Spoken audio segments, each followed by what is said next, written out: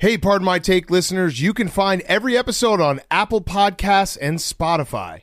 Prime members can listen ad-free on Amazon Music. On today's Pardon My Take, Grit Week 2021 is finally here. We're hitting the road. We have an incredible interview with Jim Calhoun to start the week off. We actually went up to Connecticut to interview him on Thursday. We're going to be on the road. We're going to be traveling around old school style in the grittiest parts of the country, kind of a throwback to our first Grit Week, second Grit Week as well. We also have preseason football, Who's Back of the Week, a Monday reading from Billy, and the Mount Rushmore of road trip songs. Is that correct? Yes, road trip songs. And we're doing it all sponsored by Coors Light. Coors Light sponsoring all of Grit Week. Coors Light is the best beer that has ever been created. That's a fact. What you also don't know is Coors Light is the official beer of slowing down summer. Summer always feels like the shortest season. Only a few weeks left, but we need to make the most of it. We all just need to chill as the beer that's made to chill. We want to savor every second of summer, rediscover and enjoy what makes summer awesome. You crack open that Coors Light, you soak in the moment, you feel alive in the moment during summer. Coors Light also is literally made to chill. It's cold lagered, cold filtered, cold package. It is literally made to chill. It's as crisp and refreshing as the Colorado Rockies. Perfect for a moment to unwind this summer. A little Colorado Kool-Aid. So crack open a Coors Light. Enjoy those last few days of summer. We know football's coming up, but soak in the summer.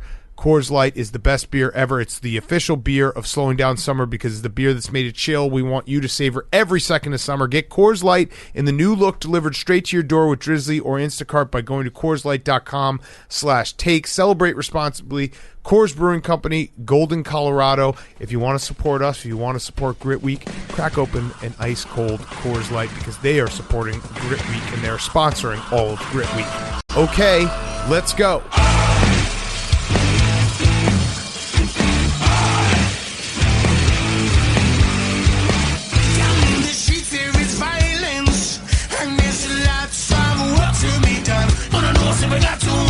No place to hang out the washing, and you can't blame me all on the sun. But let them know we're gonna rock onto Electric Avenue, and then we'll take it higher.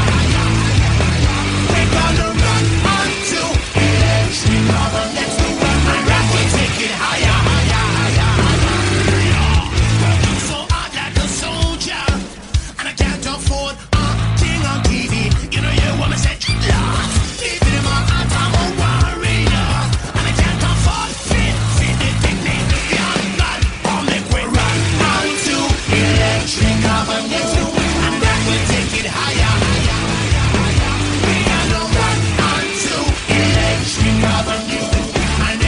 Pardon My Take, presented by Barstool Sports.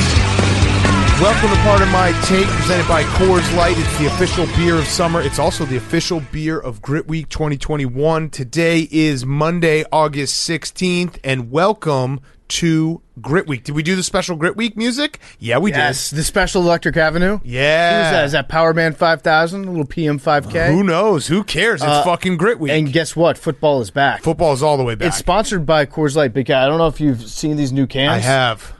They're incredible. We finally made it in life where our faces are on beer cans. On a can. My face has been inside beer for a long time. Now it's finally on it. It's beautiful. And it's Grit Week. And it's your real face, PFT. And it's it real is my real face, face. PFT. How about that? Getting out of the Avi life. You look good. You look skinny. I do, yeah. Yeah. They had the same photographer take this picture as the one that came out disc golfing. I look skinny too. I don't know why. But They really gave us jawlines. Grit Week is here. We're in the studio right now. We're literally hopping on the bus as the minute we finish taping the show. We have Jim Calhoun, which some people are saying is a top 10 interview. That's pretty much just me and Liam, but I think you would agree too. He was awesome. Incredible. I Incredible could have talked to him for 3 hours. It's rare that we have those interviews where it's like, I don't want to leave. I just want to hang out with you. He was definitely one of those guys. So we have that. We're going to be on the road.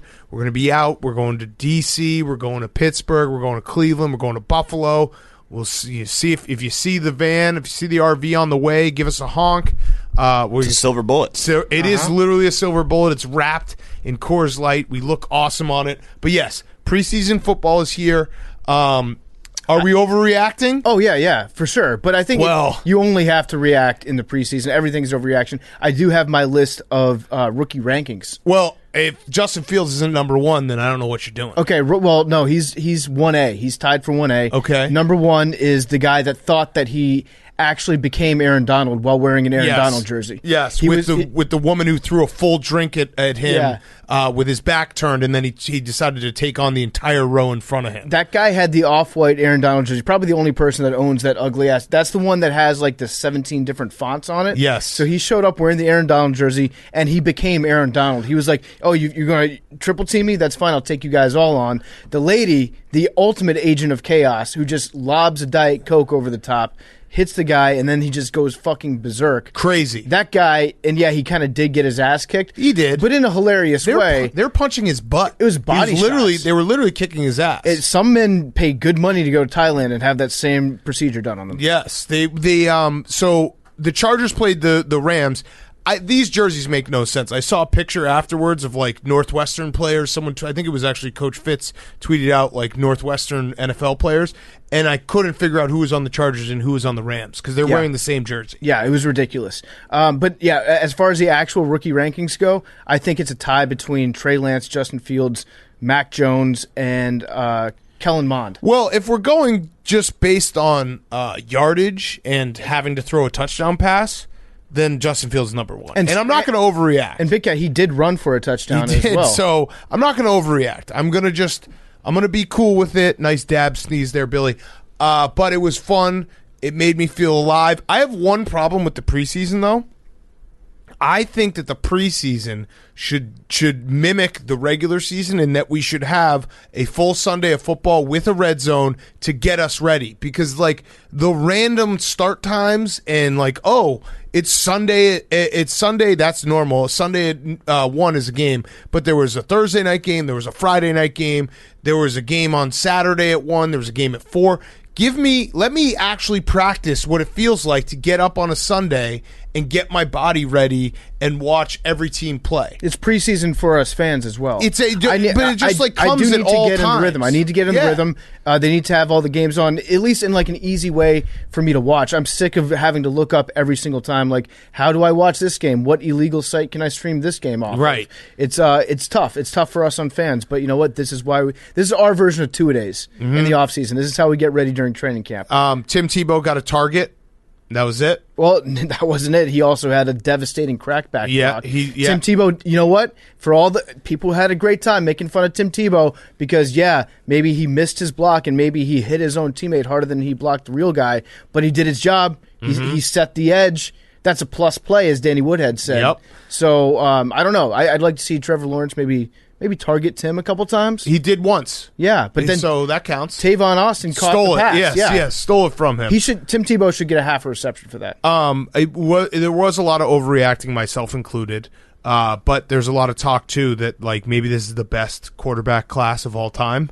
That was also thrown out there. It's a big time. The league, the future is bright for the NFL right now. Good hands. They're in good hands. And throw in Jordan Love, too, who looked okay, even though he had to have an MRI afterwards, which came back clean. But why you get an MRI? Yeah, there's nothing to be worried about. He's just getting an MRI. Interesting. The only other note I had from preseason football is the taunting rule fucking sucks. Yeah. It's going to be brutal. And it's going to be similar. What was the rule that they implemented a few years ago that we basically complained out of the league? It was the pass interference reviewable penalty was one, right? No, but that one we unfortunately had to deal with for a full year. There was something that they did. There was targeting on the offense, like lowering the crown of your head. People were like, you're going to call that on every single run? There was some rule that I remember having to deal with it in the preseason in the first few weeks, and then we just complained it away. We need to do that with the taunting rule. It is the dumbest rule ever. The Colts game was when a running back, I can't remember who it was, LeMay maybe, he ran for a nice first down, got up, flexed, 15-yard penalty. And if you saw the way that the ref threw the flag on that, I actually have a problem with the ref. If you're going to expect these guys to not taunt after play, as an official, you have to hold yourself to the same standard. The ref did one of those things where he threw the flag as high as he could in the air. Yes. Could have landed on anybody. It was very dangerous. It was like playing lawn darts with the thing. And if you're a ref and you're calling a taunting penalty, you need to not taunt while you're calling that penalty. Correct. And if you do taunt, you should get a penalty. Yes. And So you should have to go take a seat on the players sidelines. should get flags. The players should get a flag. Every player should have one or, flag. no, give it to the coaches. Yeah, no, but they can't. You think that like Belichick will be able to tell the difference between the red and the yellow flag? Like he's not Bubba. grabbing anything out of his. That's true. He's just grabbing anything out of his sock in disgust. All right, then it should be the coach's son. Perfect. The coaches. So Steve Belichick should have the flag. Should just run around with a flag, be able to flag the officials. Deuce Gruden should have the flag. It was great though. Like preseason football, you can't tell anything, but you also, like I said last week, you can just look at it however you want. Like I watched the whole Bears game, and I watched Justin Fields be electric, and everyone's like, well, dude, it's against the second-team defense. I don't give a fuck. And then I watched Trey Lance, and I was like, well, he kind of sucks. Everyone's overreacting because he had an 80-yard pass. Yeah, but that was the best. Yeah, but that's just how you watch preseason. I'm digesting the preseason by only watching the highlights that the NFL main account tweets out. If I'm not specifically watching that game, I will only know what you did in that game by your most spectacular highlight. So if we're going off that, I would say Trey Lance, number 1, Justin Fields, number 2. Trevor Lawrence had that one pass. Yes, where the 35-yard pass. The entire stands stood up, and their mouths were wide open like they had never seen a quarterback before. Yep. It is Jacksonville. It's been a couple years since Blake was in town. But they flipped out, so I'm going to put that number 3. And then Sam Ellinger had a really good run. Right, Billy? Billy is amazing debut. Amazing debut. Amazing. And his hair looks awesome. He's got like the spiky, kind of punky quarterback look going. I'm just going to put this one in the tickler. I think I'm going to zig well everybody zags. I think Mac Jones might be the Rookie of the Year. Oh, because okay. He looked good too. He looked good. He wasn't spectacular. No. But Belichick doesn't need him to be spectacular. Yeah. Just manage the game. If Mac Jones goes, oh, fuck, now I'm going to have to do math. If Mac Jones goes... Probably he's not going to start, right? Maybe he will. I don't know. Probably not. Cam Newton, I noticed that his pass didn't look like he had completely forgotten how to throw football. Yeah. So he's maybe a little bit better than he was last year. But let's just say Mac Jones gets in after this, like week 4. If he gets in week 4, then how many games? 13 games? Yeah. If he goes 9-4... See, I think he gets Rookie of the Year. But I think if Trevor Lawrence throws more than 20 touchdown passes, he gets Rookie of the Year. You know what I mean? Because it always, especially because the Jaguars, he's not expected to win. He just has to worry about stats. Yeah, if Drew Lock is kind of in a rookie season again. Yes. I've noticed that. We're just treating every Jordan year. Love in another rookie season. Every year it's like Drew Lock, he's a young kid. He's still learning how to play this game. He did throw that one bomb, which looked good. No, he looked pretty good for a rookie, for sure. Yes, for a rookie, he looked good. Yeah, I'm still gonna go with Mac Jones as my Rookie of the Year. I got something. Yeah. The Ravens have won 18 straight preseason I saw games. that, yes. It's crazy. Dynasty. It's nuts. Harbaugh is not taking his foot off the gas. But Jameis Winston looked good. Jameis Winston looked good. Start Jameis Winston. I saw some bad news, though. There was one article that said that Taysom Hill he's the assumed starter for the year. That's bullshit. It is bullshit. Hashtag start Jameis. It's bullshit. Give me Jameis. Feed me Jameis. How can you start Taysom Hill? Because then you can't use him for the gadget plays. Right. Like, you need to start Jameis just so that you can bring... even start Jameis, do it start Jameis and then take him out after the first series and have Taysom Hill. Just let Jameis start, though. Jameis is kind of a gimmick quarterback, too. He is like a gadget himself. Yeah. He's a walking gadget.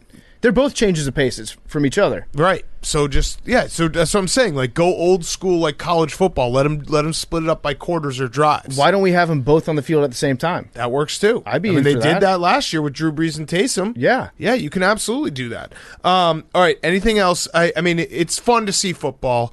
It does feel a little weird when you invest like a few hours. You're like, okay, and that didn't matter. Yeah. Like that. Like even little things where they're downing the ball with way too much time left, not even trying to win games, like weird shit like that. You're like, oh yeah, this game doesn't matter. Mm-hmm. It is kind of a throwback if you're having to watch the game on like normal channels.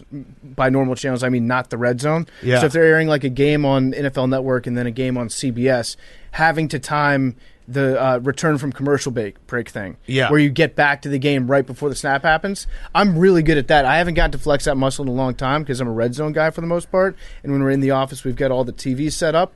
But it's good to just like smash that last channel button. I don't get enough practice with that. Seriously though, dude, at least the third week of preseason should be all Sunday games with a Sunday night game, and let us practice. it was very cool to see Ryan Fitzpatrick in a Washington football team uniform. I didn't know how he was going to look. He's worn almost every other uniform in the NFL. He looks awesome in the burgundy. He looks good in anything. Yeah. You could put him in any uniform, and he'd look like normal. All right, other big news coming from the weekend. Our lacrosse team, the Water Dogs, are #1 seed. Mm-hmm. And that's talking lacrosse. Job done. Yeah, I mean, they sucked. They were terrible. We negged them into being good. We told them to shoot more. They now lead the league in shooting. I didn't even watch because I knew they were going to win. That's how good hands they're in now. I don't even watch. Well, also because football's back, so it's like even preseason real football's better than lacrosse. But I still knew that they were going to win. Real sports are happening, so you don't need to watch. We can follow along online and figure out what's going to happen. But it is us against the world. Like, nobody believed in the Water Dogs. No one did. Yeah. The mainstream media, all these talking heads that have podcasts out there just hated the Water Dogs. And you know what? The boys persevered. Yeah. So backs they against fought the wall. through the hate. You know what? A hungry dog is a dangerous dog. That's true. Don't feed your dogs in the 2 morning. wins away. Feed them all at night. Don't Bye feed to the them. semifinals. Bye to the semifinals? Yeah. We're in the semis? Yeah, 2 wins away from winning the whole thing. So Problem again, Yeah. though, and I don't listen. Everyone should watch lacrosse because we do own the team, but pretty sure the playoffs are on NFL Sunday. no, so Yeah. the semifinals are on Labor Day weekend. And Oh, then okay, so if we'll they watch. win, All right, the championship. So actually, noon, week 2, NFL Sunday. if the Water Dogs want to be the best dogs possible, they would lose in the semifinals, so we don't have to watch them in the finals. Mm-hmm. I'm just saying it right now. I wouldn't. That would be. I could spin that as, hey, that was a gross season. You can't win it. You can't win the whole show in your second year. Worst case scenario is Sounds like you don't want them to win. no, I don't. no.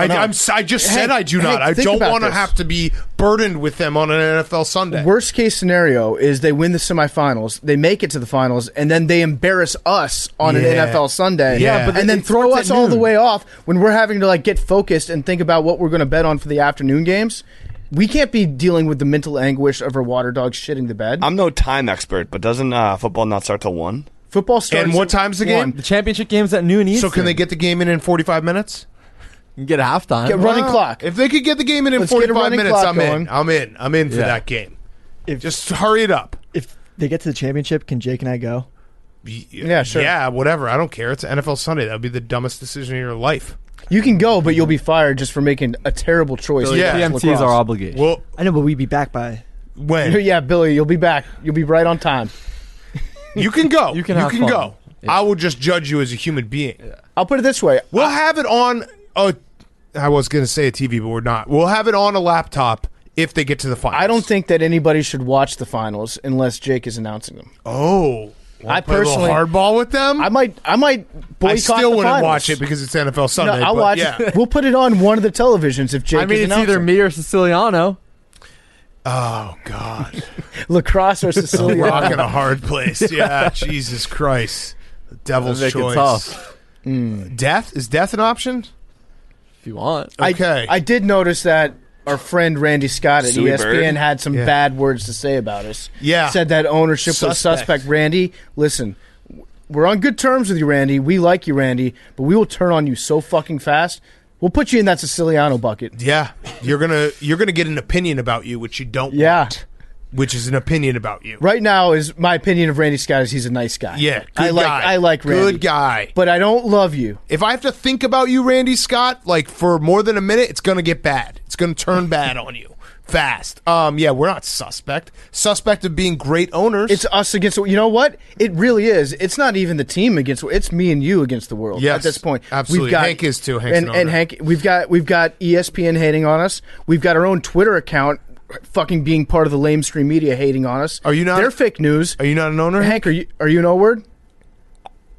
I still have to sign the thing. You haven't signed the paperwork. Okay, you All gotta right. Sign the papers. Sign the papers. Me and Big Cat, we signed in blood. Yes. Blood in, blood out of the Water Owner Dogs. forever. All right. Let's do Who's Back of the Week, and then we'll get to Jim Calhoun. By the way, let's do Who's Back of the Week, then we'll get to Jim Calhoun. I was going to say something, but we're going to save it for after the Jim Calhoun interview. Who's Back of the Week is brought to you by the Cash App. Cash App is back. You can buy and sell stocks, Bitcoin, all of it with the Cash App. It is the best app in the world. Also links directly to your bank account. And if you want to need to send money to friends, family, whoever, the Cash App is the way to go. It is about to be fantasy football season.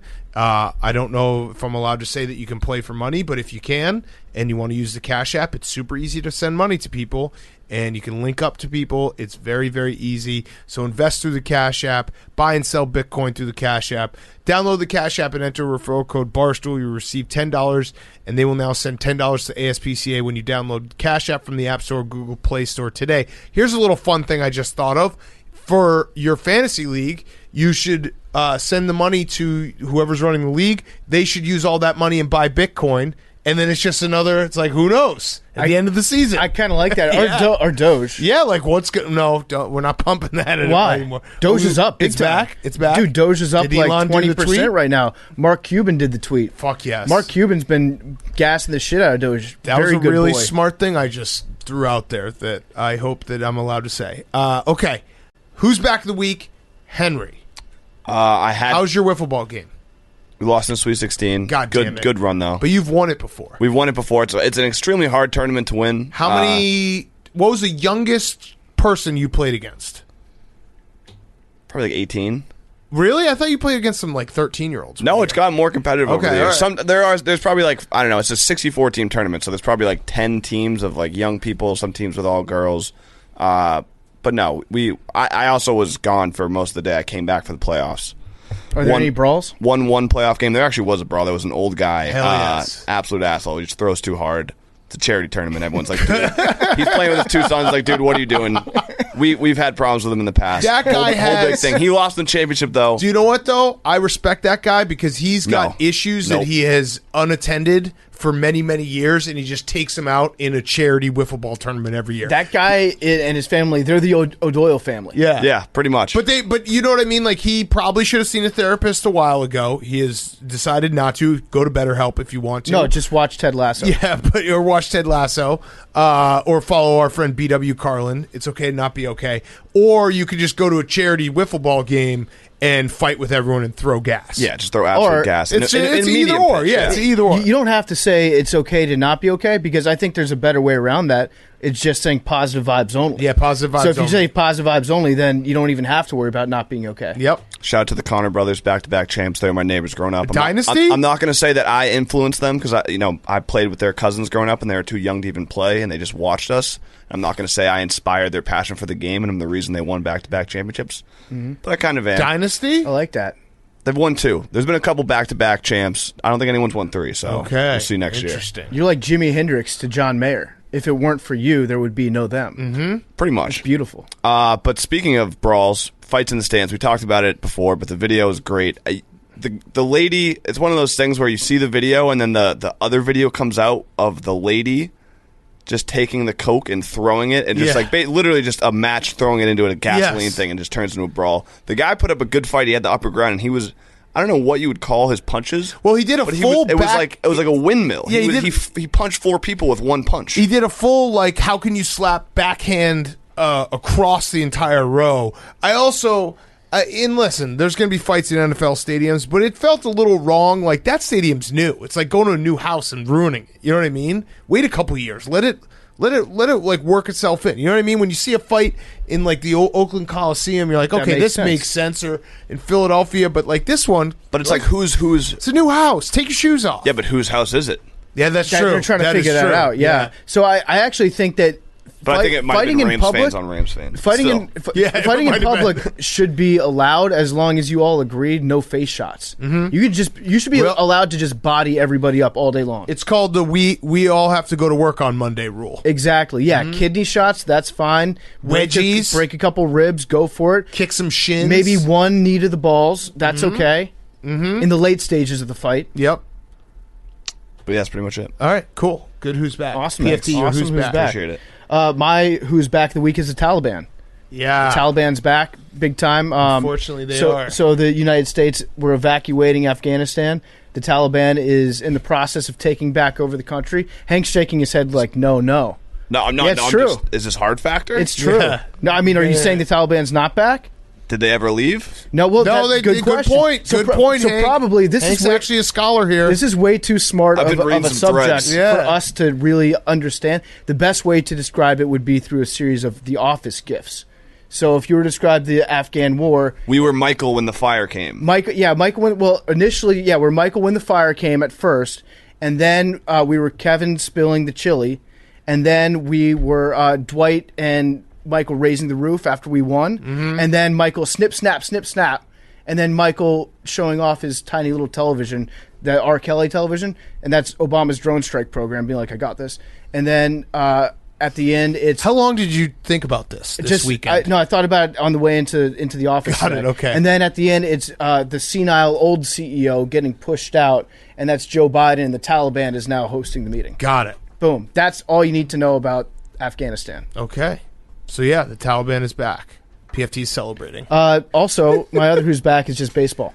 Major League Baseball. Yeah, well, that was can I do it? Who's back? Oh, yeah, I thought you were going to go Taliban. No, so that's I why was going to go preempted you. baseball Okay. because the Thursday night game, we taped early. We were up in Connecticut after our Jim Calhoun interview, but that game was fucking awesome. The Field of Dreams game.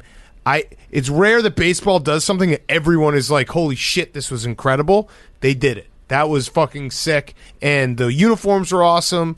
And Tom Verducci was living out his like greatest fantasies by dressing up as an old-timey reporter. By the way, home runs into the cornfields. He had that outfit ready to go. He didn't have to go out and buy that. Yeah, no, he's got a closet. He full was of those waiting for the day big, for funny that to hats. happen. Yeah, and then obviously Tim Anderson hitting the walk-off was incredible with the fireworks and everything. I know so that. Good job, baseball. Good job, baseball. You know that. And the taunting. And the taunting. Yeah, Yes. you know that Rob Manfred's going to be like, we're going to mandate corn be planted in every outfield. He's going to ruin He's it gonna somehow. He's going to overdo the Field of Dreams. It was a great game, though. It was awesome to watch. It was cool. It was awesome. Tony La Russa looking at the corn and being like, I could make... Just give me a bonfire and some metal. I'll make a still out here in center field. Yeah, he's Tony La Russa. God, he's going to win Manager of the Year. He is. Like, that's going to be so funny when that happens, and everyone's going to... What do we do now? There's something about baseball where actually, like, the drunkest team that fights the most is usually the team that wins. I don't know what it is about the sport, but I love it. All right, Jake, your Who's Back of the Week? Who's back of the week, unfortunately, is Father Time because Roger Federer has opted out of the U.S. Open. No, he's getting knee surgery. Jake. He's out for many months, so some are saying this is the beginning of the end. So Djokovic is healthy, though? I believe he's playing in Mentally the U.S. or Open physically? that's coming up in a few weeks. Interesting. So this is sad. You don't. How old is Federer right now? He's 40. 40. A 40-year-old doesn't really get knee surgery and then be like, okay, I'm ready to come back. It's not like an Adrian Peterson. No, I'm sure it's situation. just a little cleanup. You think so? Yeah, it's cleanup, Okay. right? He'll be back. He said he's out for many months. Oh, what a Many shame. months. And Djokovic is going to keep on trucking. You can't celebrate this. Oh, I absolutely can. It's sports, baby. My guy is going to win it all. Is Djokovic allowed in the United States? Yeah. few Why wouldn't he weeks. be? We sure? Aren't Yeah. we going? U.S. Open? No. Yeah, totally. I'll be there. It's unfortunately You will. when they're At some playing. point, yeah. There's a lacrosse game on, so I can't make it. Yeah. Yeah, so that's it's unfortunate. Shame about It Federer. actually is for the sport. For the sport. Yeah. I agree. Tough. It does. It is sad. He's a legend. Yeah, a legend was what you took the words out of my mouth. I can think of all the times that I watched Federer play. That one time when Djokovic beat him in Wimbledon, that was pretty much the only time. And I have nothing but fond memories. So hopefully he's good in retirement. Is he the Or only? he comes back. Or he Root for the comes comeback back. story. Is he the only Swiss person that you can name? I don't think that there's another. I think it's Stan just. Fabrinka, another. What about Caroline Wozniacki? Is she? Wozniacki? Is she? Is she active or Swiss? retired? No, she's Swiss. No, I don't think so. The Swiss She used Miss to lady. date, McElroy. yeah. She's Danish. Danish. That's from the Denmark. same, Same thing, shit. yeah. Come on. They're both red and white flags. Yeah, Yeah, that's it's like, pretty much come identical. on. Yeah. That's just North Switzerland. So hopefully Fed comes If back the soon. Danes had come up with a fucking cool, knife before the Swiss, we would be talking about them today. Yeah, or if the Swiss had learned how to clap in an aesthetically pleasing way. Yes. So, yeah, same thing. All right, Billy, you're Who's Back of the Week? My Who's Back of the Week is bulking season. Summer is winding down. Our friend Roan commented that since it was time... What? We talked about this, I think, on Friday's show, but that's okay. Well, it was in follow-up to... Follow-up. Billy's doing a okay. follow-up. This is a Yeah, follow-up. so it's... Yeah, It's follow-up like an to my Fire encore Fest. to the song. I think that we should all just The reprise. start bulking. Okay. That's not hard for me. I know, it's football season. I've decided to lose weight, Oh. but I'll probably be going back on that week 3. But it's a good Hank's time. going to get a six-pack. We're going to be on a caloric... If we want to just redo the whole segment. I Hank, know. are you going to get a six-pack? Grit Week next year? Can I call it? Yeah. Okay. All right, I actually have come When I up said with it, I really meant it. I've come up with my But own it didn't happen. Big Bin 7 diet that I think that we can stick to. Oh, wait, just- the food's here. You just this is shit. perfect. Okay, food's We're here. going to be operating a caloric surplus. It's going to be after Grit Week that Hello? will start. Yeah, all right, we're coming out right now. Our order of like 500 chicken wings just showed up. We're going to be operating a caloric surplus, so we have to do powerlifting So perfect. workouts. Okay, All right, we're ready To to put pull. on good mass. All right, so what I'll be doing is I'm going to be doing I'll eat a salad for lunch every day. And then on Sunday, that's my cheat day. I'll eat whatever I want. Okay. And then don't ask me what I eat on Saturdays. That's my diet. That works. All right, Billy, good. Who's back? Can you go get the food? Yeah. All right, awesome. We're going to bulk. That's perfect. We're going to bulk. All right, let's get to our interview. We have Jim Calhoun. Great interview. Sat down with him in his office for a while. We are brought to you by our friends at Chevy. Chevy Silverado's the greatest Silverado ever created. It is the best truck. Hands down, it is strong, advanced, dependable, hardworking. Silverado is dependable like the people who drive them. The design is big, bold, and commanding, and this truck turns heads. A partner with grit and determination. Anything is possible, and Silverado is a partner in that, whether it be tailgating, hauling, towing, off-roading, moving day. How about a tailgate when you're showing up on a nice, crisp fall day, and you take the you load up the Chevy Silverado, and everyone hangs out around the back of the truck? That is what I'm talking about. Chevy Silverado, the greatest truck ever created, the strongest, most advanced Silverado ever. If you're thinking about buying a truck, you have to buy a Chevy Silverado and say promo code TAKE, and they'll give you $100 off your Chevy Silverado. We're also brought to you by our friends at Cross Country Mortgage. Cross Country Mortgage are a people-first group of people. Rates are unbelievably low right now. Don't pay the bank the money that you need. Mortgage should not be a scary word, Jake. Stop throwing away your rent. Talk to someone at Cross Country Mortgage. They can help game plan for you so that you can someday own a home. And if you're looking to refinance, if you own a home right now, Cross Country Mortgage also is the place to be. I just got the joke about Jake. Yeah. That's mean. Yeah. But funny. Say it. I fixed it for the championship video. Say it. Mortgage. Say it how you said it the first time. Mortgage. Okay. Rates are at all-time low. They may never get this low again. Call today for a fast, free rate quote. Our partners will save you a lot of money. Call today, and our friends at Cross Country Mortgage will give you a free home valuation that is free to you just for calling.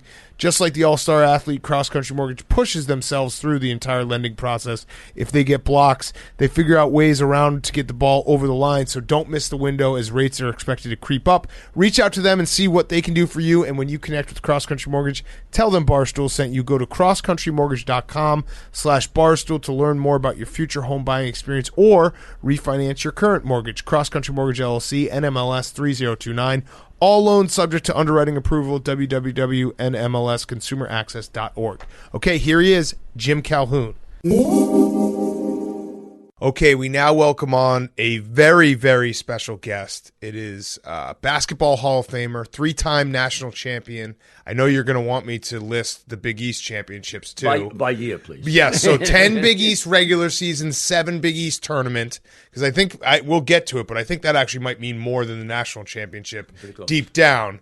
It is Coach Jim Calhoun. Thank you for joining us. We really appreciate it. This is the start of Grit Week. We figured you'd be the perfect guy to start off Grit Week because you embody grit and hard coaching and, hard work. So we ask this to every guest we have on Grit Week. What does grit mean to you, and what does it look like on the basketball court? He probably like says, get your fucking ass up the court, and with a smile maybe at times too. My point being is simply that life's something you need to attack, and I've always felt this, that if you don't do it, okay, someone else will and beat you. And so I've always been, it probably is kind of a life story, and you don't want to hear the whole life story, but losing your dad at 15, getting a full scholarship to UMass, but in turn having to come home and work for 2 years as a stonecutter, that's going to give you some grit. It's going to give you some grit. And that means you get up in the morning and have to do things that are pissed off at the world, go into Charlestown, maybe get in a fight, do the things that guys do at that day and age and all that. Fighting was pretty good. I was actually not bad because I was a PAL boxer when I was a kid. Point being, though, with 4 sisters home, a 5-year-old brother, who now is, by the way, a cardiologist at Mass General. Point being is that I had responsibility early, and kind of the only way you get going. My high school coach was great, and a lot of the tendencies I have as a coach. He was there for me the whole time after I played for him, after I came home. And he says, you're going to get the hell out of this town before you get some girl pregnant and you're here for life. It's a great message. And I didn't really have the smooth. My dad was incredible. You know, he had a Merchant Marine Academy graduate, engineer, incredible guy. Losing him was a big facet. I had a great mother. My dad was like Cary Grant, the actor, kind of tall, silent guy. He was the light heavyweight champ, by the way, of the Merchant Marines, which got to do with the boxing. And ended up being a superintendent for the gas company in the whole area. And when he died, it took a big part of me. And my mother was, you guys won't know this, you kind of know it, maybe Goldie Hawn. The blonde, cute, all that kind of stuff. Anyways, my dad had lost his wife in childbirth of my older sister. So it's a family but we stayed together. And through those years, stone cutting, find out who I was not. And then my high school coach pushing my ass to get to college, went back, and things worked out pretty good for me. But all that time, trying to find out who I was, how do I get there? And people said, where? I don't know. Just be better today than you were yesterday. And they have a saying that I did years, we had a book about it too, win every day. And I know you might have heard those things, but I was saying that years ago without knowing what it meant. And I didn't really say it per se, but maybe I'd start reading again out of high school. Maybe I'd start running again. Maybe through picking up 100-pound markers. That's without an R. Markers up. And every day I'd go from 183 pounds to about 200 by the time I got to college and looking a little different. Okay? Yeah. And my point being, it was all grit. It was all hard work. And I didn't have automatic answers. It wasn't like you go to college, you take this course, bang, degree, here you go. It wasn't like that at all. I was trying to find who I was, what I was. And I know one thing. I didn't want to go to a shed at 5 a.m., start cutting stone and picking up markers and doing those things. And I wanted to get out of there. I remember an old Italian guy who was a tool maker, makes those beautiful things you see on the tombstones, said to me, don't bang your hands up. You'll feel them when you're 50. He was right about that. But more importantly, he said, you want to get out of here. And he's just one of those guys who had philosophy, silk broken with the broken English, okay? Italian accent. You want to get out of here. And I got out of there. And I got back to college through help with my high school principal, my coach. But I can tell you, all it was a fight. When people saw me, I guess, fighting, I didn't ask them to, I didn't want them to, they kind of went back and say, this guy's had a little kind of different life than your average kid, goes to college, scholarship, et cetera, et cetera. And so that's kind of what my grit is. My grit is finding a way when there doesn't appear to be one. Finding a way when nobody else thinks you can. Was that motivation? Yeah. I'd be a son of a bitch lying to you right now if I told you that okay, you think I can't? I may die doing it, but I can. Yeah. I think you've got all of America ready to run through a brick wall right now. I think that's great. Well, we all face that. I've faced cancer. I faced cancer a couple of different times. Sure. I've faced some other things in my life, and I just think simply that the idea, I don't want to be ever judged sometime what I say, like get your fucking ass up to court. I want to be judged on, you need me? Hey, Ben, good. And whoever it may be, when you need me, call me. I'm here for you. I don't need Kimber Kimber doesn't need me, when he signed a $138 million contract. I called him right after they traded him from Boston. That's kind of he didn't, going back to New York, I'll get out, I'll go to practice, etc. But he don't need me right this time. I just thought after that he got traded, it was a good time to call him. Yeah. It wasn't a change. He's still going to make a lot of money. He'll still be the great Kimber he is, or any of my other guys. I want to be there when they need me. Just like my high school coach and others, my sisters. My sisters did everything for me to help me get back to college. And I think that sometimes I don't want to be understood to some degree. I just want to be accepted for what I've done and all the people in my life. Yeah. Okay, I love it. You mentioned win every day. I see you've got a bottle of sanitizer over there that says win the day. I've heard you say win the day probably hundreds of times. Yeah. How do you know if you're beating the day? Are you winning against the day, or what are you winning? No, you always fight yourself. We screw up our lives more than anything else. I guarantee you that. True? Yeah. Yes. Yeah, I've been doing this. Yes. It's really true. So you are in control of what you do. Your destiny is what you're going to do. Now, what are you doing today to get better? Obviously you're here talking to somebody, doing your job, I guess it may be. But how do you enhance your life when you don't have that time? Or when you guys weren't big deals? I haven't had a carb yet today. It's like 10:30. So I think as of right now, I'm winning the day. I only hit my snooze twice this morning. That's pretty great. good. Yeah. You guys are making great progress. I want to tell you right now. I feel it. I feel it in the room. We've got a 28-3 I'm lead motivated by you against the guys day already. right now. No, but it could mean anything when you don't have anything. And you say, when I ask these particular questions, let me listen to this other guy, see how he does it. Let me try to, and I don't mean like, I've stolen from the very best. I watched what Dean did, and the game was very simple. Well, he was obviously very innovative. Dean Smith, who we became very close to. I watch people because I really want to learn from other people and then adapt it to who I am. And I think the biggest fool is say, well, I did it all myself. Bullshit. The reason I have a house in Hilton Head and a house down in Point Judith, play at the Donald Ross Golf Course and all the other things, is my kids. If I'm not available for them, then I betrayed what I said to them the first day. If I recruit you now, I'm recruiting you for a lifetime. I'll be here when the ball doesn't bounce anymore. I want you to understand that. And I just think that winning the day takes all kinds of different things. And I think that's very, very important to everything in your life. And, do we all have moments of despair? Without question. Do we all have moments of questions? That people are very kind in talking about some of the things I have to fight back from, especially when the SB and the ESPN stuff did all that story. And that's cool.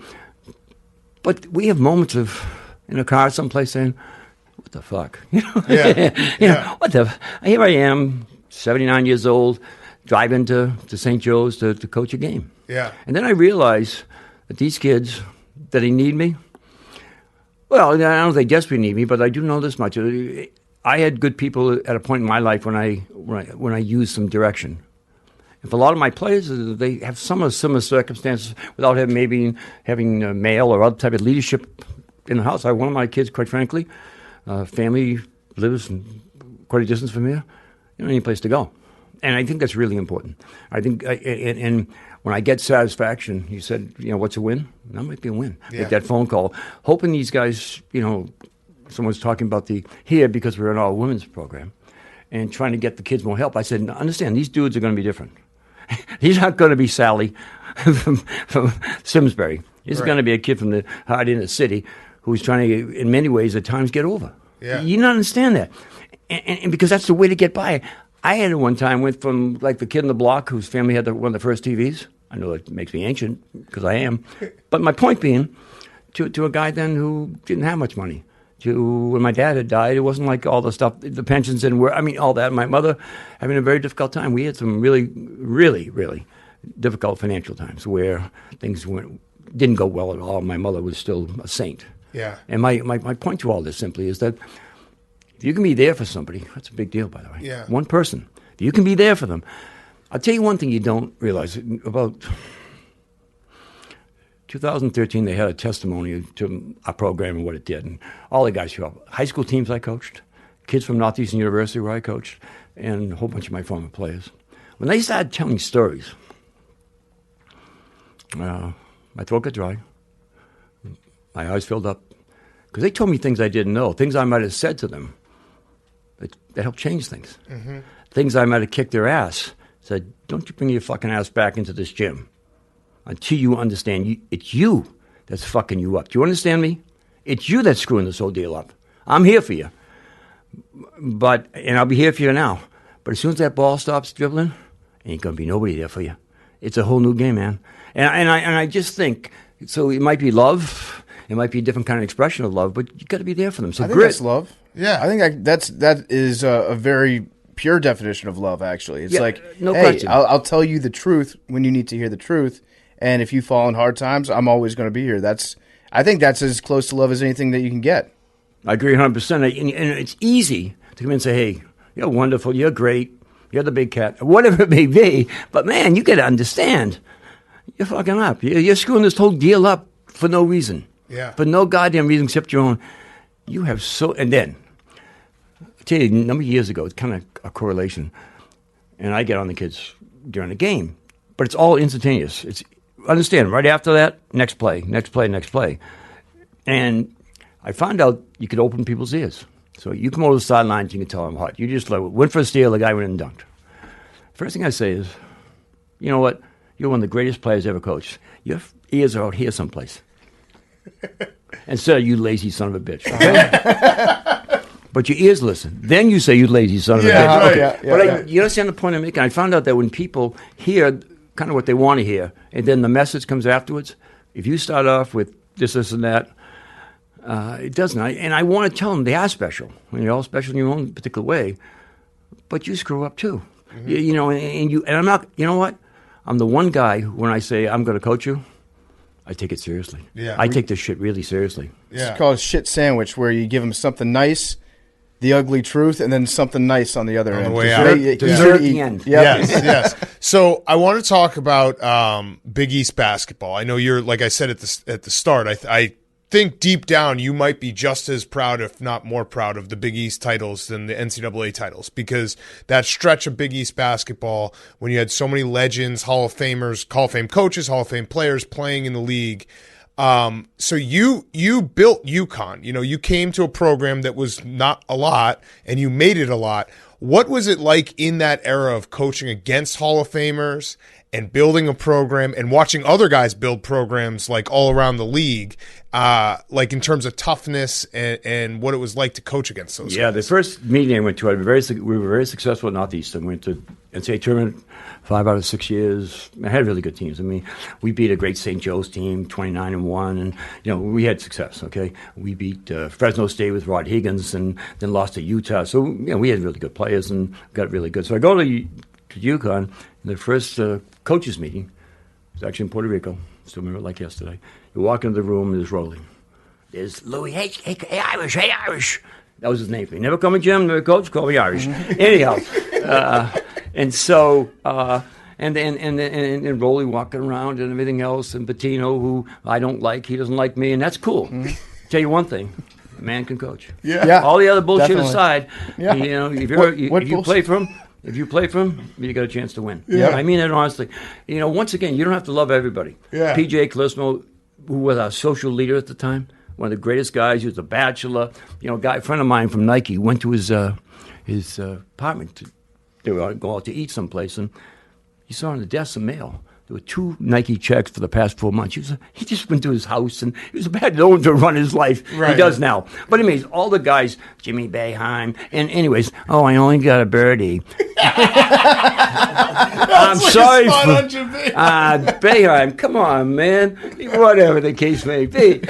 You know, I mean, but it was a great era. Boy, do I miss it. Yeah. And boy, do we all miss it. You know, Jimmy and all of us who aren't, it's not going anymore. It's great being in the ACC. It's not great. It's much better fighting your own neighborhood. The guys you know, the guys you have to recruit against. What caused the biggest problems amongst coaches? Recruiting, and then after that, recruiting, and after that, recruiting. Something is said during a recruiting meeting that's misinterpreted. The story that people had about a coach in Pittsburgh who said that that Louis had cancer and was getting out of coaching, talking to a recruit. Did he say, I have no idea, and quite frankly, just like the tide, it washed over. Yeah. But that's where, if you think some of these things develop, that's where they develop. We're going to get back to Jim Calhoun in a second, but before we do, this interview is being brought to you by our great friends over at Roman. Got a brand new product that you guys might be interested in. The world is opening back up, so new thrills are on the horizon. So if you've been in a relationship for years, or if you're just getting started, or if you're excited to get back out there and meet new people when the moment comes, you want to be ready. If you go to GetRoman.com/barstool, you can talk to a U.S. licensed healthcare professional. You can get a free online evaluation for erectile dysfunction, all from the comfort and privacy of your home. Roman Ready means that you're going to have confidence, the confidence that you know that you can rise to the occasion in the moment. We're looking at the summer of love, and Roman wants to make sure that you can participate in your own way. That's meaning as a single person or as a couple, you can go to Roman and get some help, take care of your ED without leaving your home. Complete an online visit today, talk to a U.S. licensed healthcare professional, let them take care of it. Getting started is simple. You go to GetRoman.com/barstool. If you're prescribed, you get 50% off your first month of ED treatment. 50% off, 50. GetRoman.com/barstool. Make sure that you're ready to have confidence and control this summer. Be Roman ready. Now, more Jim Calhoun. Who is the one guy who someone else in the Big East got that you thought you were going to get, and he turns out to be a great player, and you're like, damn. Not quite as great, but it was Billy Curley. Billy Curley wanted to play in the NBA. But as a college player, Billy Curley was one of the best guys. So the story is that his dad wanted to stay around Boston, which he did eventually. And he was us, Villanova, BC, I can't think the fourth team. Anyway, so he eliminates everybody, and then went to a visit at BC for 4 or 5 hours. Hated it, went home. We're going to get that phone call. And he's going to call us tomorrow about 5. It gets to be 5, gets to be 6, gets to be 7, no call. And then word gets out, he just committed to BC. And I guess, everything was set up, even the great delay, because his father was a great guy, and I love Billy Curley. He's a terrific player. One of those guys that would win college games for you. Played some in the NBA, but he was a terrific player, hard-working son of a gun. And I really thought we had him. We also had a guy you might saw in the Olympics. Kevin Durant committed to us on a visit. And Kevin Durant was not a bad player. He's okay. Decent. Can score. Well, if he went on this didn't trip. Do anything in the tournament, so you might have dodged a bullet on that one. And he went on a trip. Nike arranged a trip, I believe it was to France, and they'd put together freshmen and seniors, and they sent like 12 kids over. Well, I called the people. I said, look, we're recruiting a kid named Durant. His name wasn't quite that big yet, and can you move him with Rudy Gay? Not that I was thinking about those things, but obviously only 24/7. And they get back, and when they got off the plane, they shook hands. They were going to be roommates. And then silence went away, and then he went to Texas. I noticed you didn't say Ryan Gomes. Ryan Gomes is a terrific kid. I've actually talked with Ryan because I said, you and I have been married in heaven. Or hell. Yeah. And, well, it's because you had to understand what the horde was. There was 16... 17 daily newspapers, not like 3 or 4 now, and all the different social media, et cetera. And they'd come in, and I'd have guys, I'd look at them, I'm doing something, they'd be looking at my desk and finding things. A lot of them are Wojo. Yeah. Was now on, was a pain in the ass in playing English, he was. And he wrote one time in a column, as Calhoun drove away in his Lexus, which is true. I was going out to recruiting, and all these poor kids at camp. Well, their parents are paying $200. Ain't that important, number one. Right. Number two, it just was a stupid thing to put, like, at my camp. I went away to recruit one day. He saw me go away and left the poor kids there. We had counselors. Yeah, right. My point being is that, but that kind of was the atmosphere. Now that he's winning, he's got to be perfect and pure. And by the way, I need to get some words to put down. Yeah. Did he expect you to get into the back of a cab?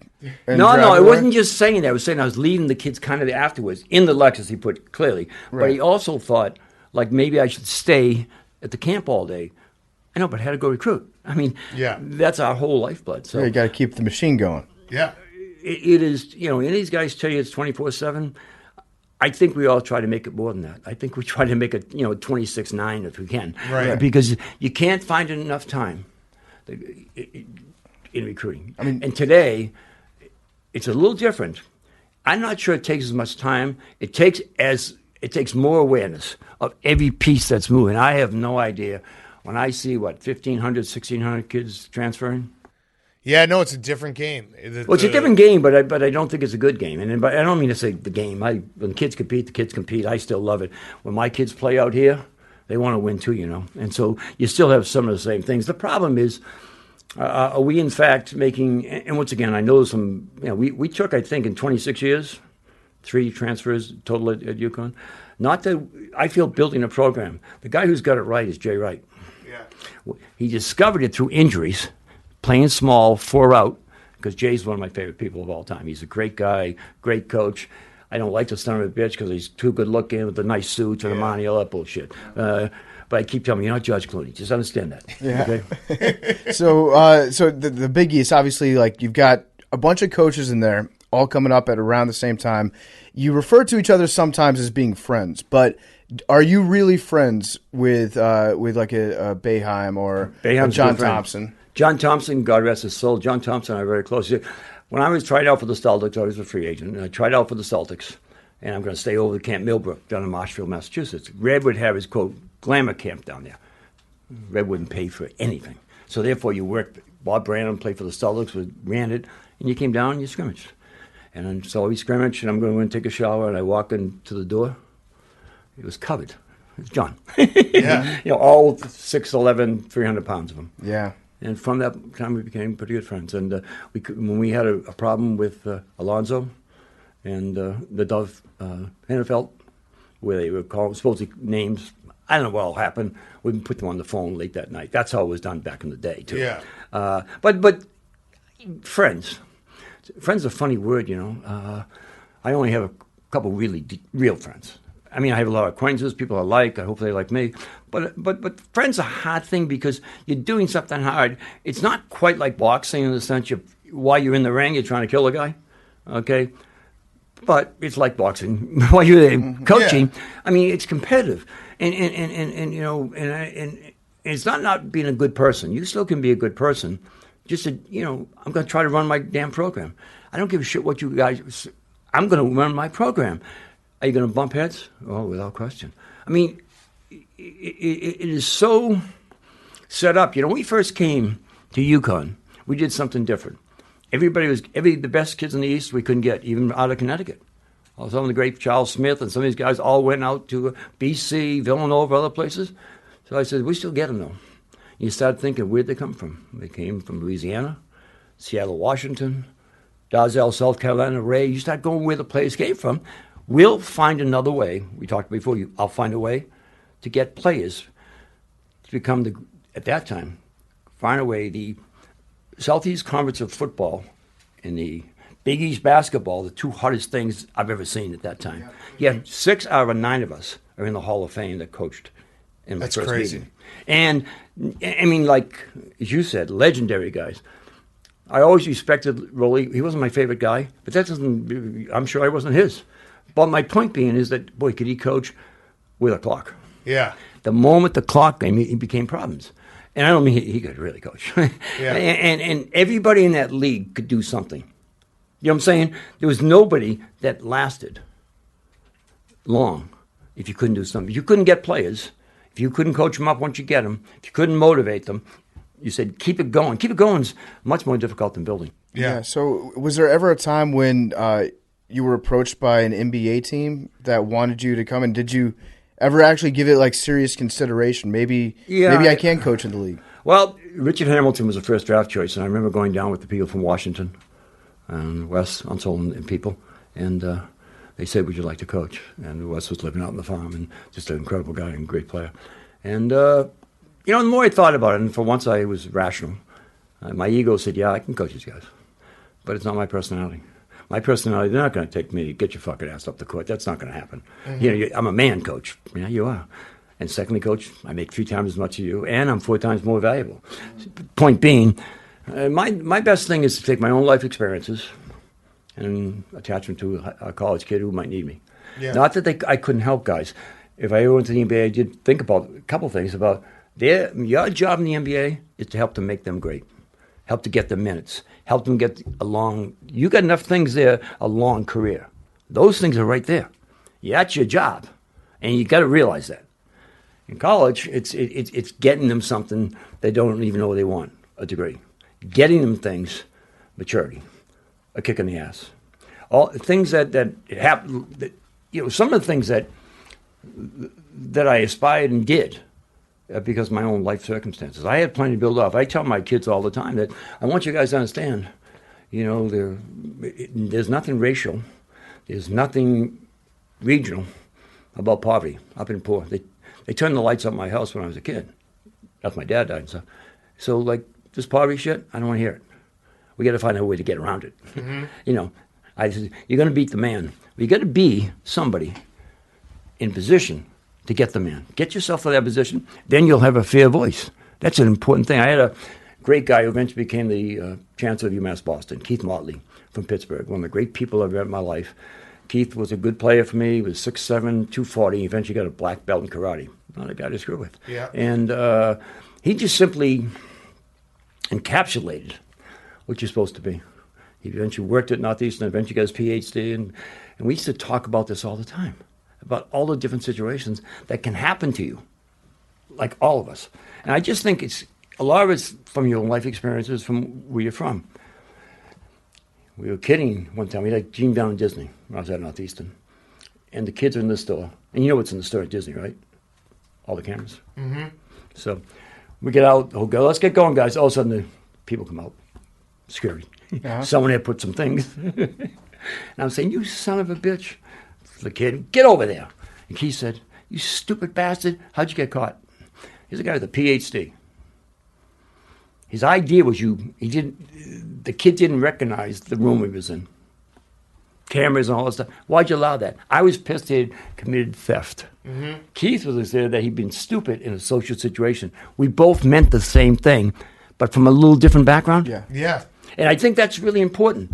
Once again, if you ever knew what I learned from Keith Motley, from Kimball Walker about dignity, Reggie Lewis about joy, some of the guys I've had, I met Garoga about me not being so smart. I mean, he's the smartest guy I ever met. He really is. I would say that Bill Clinton, Obama, and Mac. And my point being is, your kids teach you so much if you're willing to learn from them. You don't always say, oh, boy, that's brilliant. God damn, he's got a better approach than I do. He could put life in boxes. If you do strength training, okay, don't talk to him about basketball or school. If he's in the library, leave him alone. He's at academics. Yeah. On the court. And those are the things that I think people can teach you. Your life experiences, the great fortunate people you are to meet, incredibly important. Okay, so you mentioned a bunch of legends that you coached. Two-part question. One, best pure basketball player you ever coached. And two, the guy that you thought you did your best job with in terms of growth, where they came in as one guy and they graduated and either went to the NBA or on with life as something totally different. Yeah, I really don't have, quote, a greatest. The greatest scorer might have been either Reggie Lewis or Ray Allen. Yeah. Ray Allen, people had no idea what a great athlete he was. The most funky player I had, that there's no way he should have been as great as he was, and he's one of my favorite people of all time, Richard Hamilton. Oh, okay. Could run forever. Yeah. People forget, two-time All-Star, MVP of the Final Four. You know, he just would wear you out. We used to have the small guys had to run like a 5:20 mile or something. Richard ran like in some ridiculous, 4:50 or something. Could run and that could tie it. Yeah. But but I would say the guys that could just score the ball. Yeah. All-around player, it's hard because he had a lot of injuries. Coran Butler's right there. Mm-hmm. There wasn't much Coran Butler couldn't do. And by the way, when he left UConn, I went to Racine, Wisconsin, went into the, as he called it, the hood. Yeah, we had him on the show. He told the story. Yeah. Oh, okay. Yeah. And everybody was looking around, and I'm saying, well, what are you looking at me for? Yeah. Well, there's a reason. I was the only one that looked like me. and Coran Butler was so special as a kid, but his hands, he could grip the ball and dunk anything. He could pass it. I mean, he had an 11-year career, and now he's doing great with Miami. He was on ESPN, but one of the special guys I've had all time. As I said, I went to school like a lot of people, started some graduate work, all that different stuff, read a lot of books. The best lessons that I ever had and they don't know it, a lot of them, other players we had. So, clearly Coran could do more things than the other player had. I think that guy who made the most big plays for us is Kimball Walker. Yeah. Only because 2 Final Fours, national championship, and by the way, he did it by never disrupting, only encouraging. Yeah. So I have a question about that 2011 team. Yep. All-time run. So for people who don't remember, UConn starts the season 17-2. They're ranked. They go to the Maui. They win the Maui. They're playing great. End of January to the Big East tournament, lose 7 of 11. Yep. Start the Big East tournament, win 5 in a row, 5 straight days, then go to the March Madness, win 6 in a row. So they finish the season losing 7 of 11, then finish the postseason winning 11 straight. What did you say to the guys before the Big East tournament? Because I remember being like, oh well, UConn, forget them. They're fading at the wrong time here, and then everything reversed. Yeah, we were ready in person. The emergence was quickly in Hawaii. In the Maui tournament and I tell this is one of the best Kimber stories, or maybe indicative of who he is. We're playing in Maui. We beat a really good Wichita team. We beat then Michigan State, and then we killed Kentucky. Ray averages, Kimber averages 30 something a game. So it's over with. We get on the bus, and it's hard as hell, like it is right now. And we're waiting half an hour. MVP. National people were all there in Maui. That was, quote, the tournament. And he gets on the bus. Swear to God, he's got the big trophy. MVP. The entire bus, not solicited by anybody, stood up and started clapping. Normally you might hear, hey, go ahead. No. The entire bus, no one said a word, got up and started clapping. And the reason that is so profound, because you know athletes, and all of us are athletes. I would have scored more if I got the ball. Yeah, he started him. He got all the minutes, whatever it may be. There was not an ounce of that on that bus. And that's, someone said to me, how much does the kids respect Kimber? That is indicative, because if you're around athletes, we all think we can do better than you. We have to. But that momentary, hourly, daily, at that particular time, saying like, he did this for us.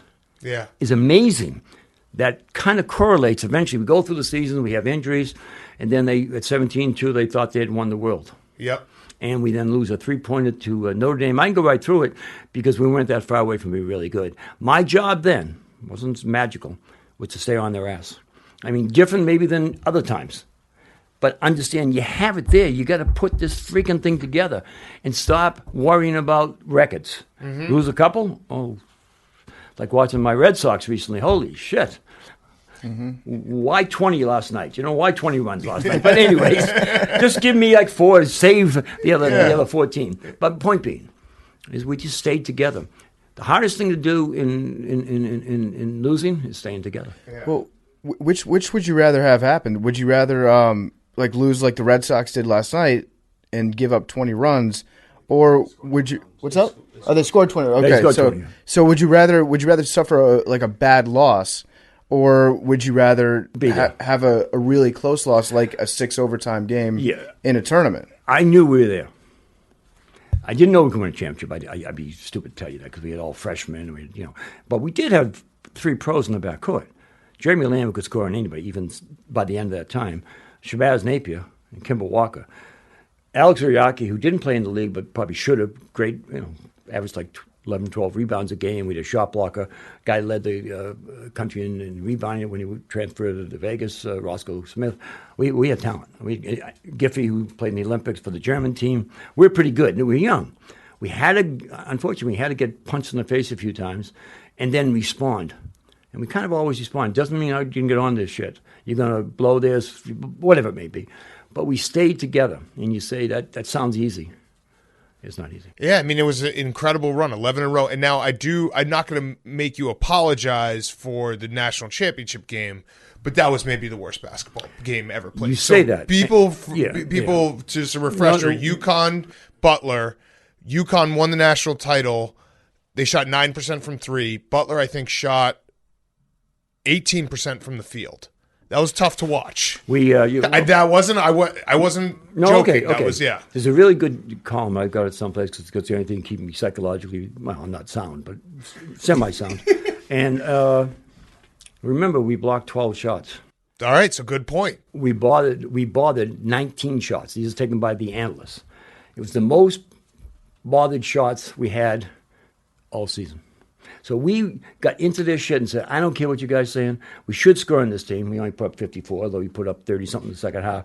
I said, we're not going to let them score. Oh, and by the way, you'll notice we don't take many threes in the second half. Take it to the rim. They can't stop us. Yeah. And eventually we wore them down. Was it a bad game? When you win the game, it's never bad. Well, I'm speaking from a place, too, that I pretty much any big game, national title, championship game, I like to bet the over. So 53-41, you really feel stupid. Well, let me tell you something. You know what the great thing about what we did at UConn? We won a lot of different ways. We could pressure. Okay, back in the team when Leitner makes a shot and all those great things, final 8 run stuff. At one particular point with Emeka, Charlie Villanueva, Hilton Armstrong, Josh Boone, I'll keep on going, Rudy Gay, etc., we led the country in shot blocking 9 straight years. We led the country in steals at a particular point before that. We won in a lot of different ways because the coach was halfway smart, not real smart, but halfway smart, because he adapted to his talent. Fit in my system. The system is what you have you try to get the plays you want. They've got to be tough with us, and they got to be able to run with us. But we won a lot of different ways to get. Some teams who want to play the margins so close all the time, they lose in the tournament. You know why? Because they can't play another way. Yeah. We could have pressed, but Butler wasn't the team to press. But I knew their size, lack thereof, we can beat them inside. And my point being, we're a pretty good team because we beat a pretty good Kentucky team in the semis. No, you're a great team. They just that championship game but sticks no, out. It wasn't good. But once again, we got into a slugfest. Yeah. And you know what? The guy who was coaching the team, I don't know if you know, he ended up with the Celtics, had a good career there. Now he's going to be a genius, and he's a great guy. I love Brad a great deal. But he made sure it stayed ugly. Yeah. And so simply, what do you do when you're in a mud fight? Duck your head or you throw mud back? We found different kind of mud to throw at them, and we watered them to death. My point being, I love that. You know, and I'm going to steal that from you. Yeah, no, but you're right, because the coaching, like we talk about in all sports, that the best coaches, they don't have a plan, they don't have a system. Their system changes year to year, game to game, depending on the players they have. We beat Gonzaga, I think it was 99, to go to the national championship, and they were an entirely different kind of team then. And you keep on going. Good coaches, okay? I mean, Dean is different because you can tell Dean's up there for me as far as the kind of coach he was and the kind of person he was. But they had their system. But they got pretty much from St. Perkins to Worthy. They got a lot of the same kind of players could do it. That wasn't an ideal. When we had all guards, we pressed all the time. When we had all great bigs, I mean, all those big guys were first-round draft choices. Yeah. And Mecca was number 2 in the draft. And my point being to this, so we had to adapt to our personnel, but some things never changed. We always ran, not in that game. But if that's all we could do, we would have lost that championship. Mm-hmm. And I think that's incredibly important.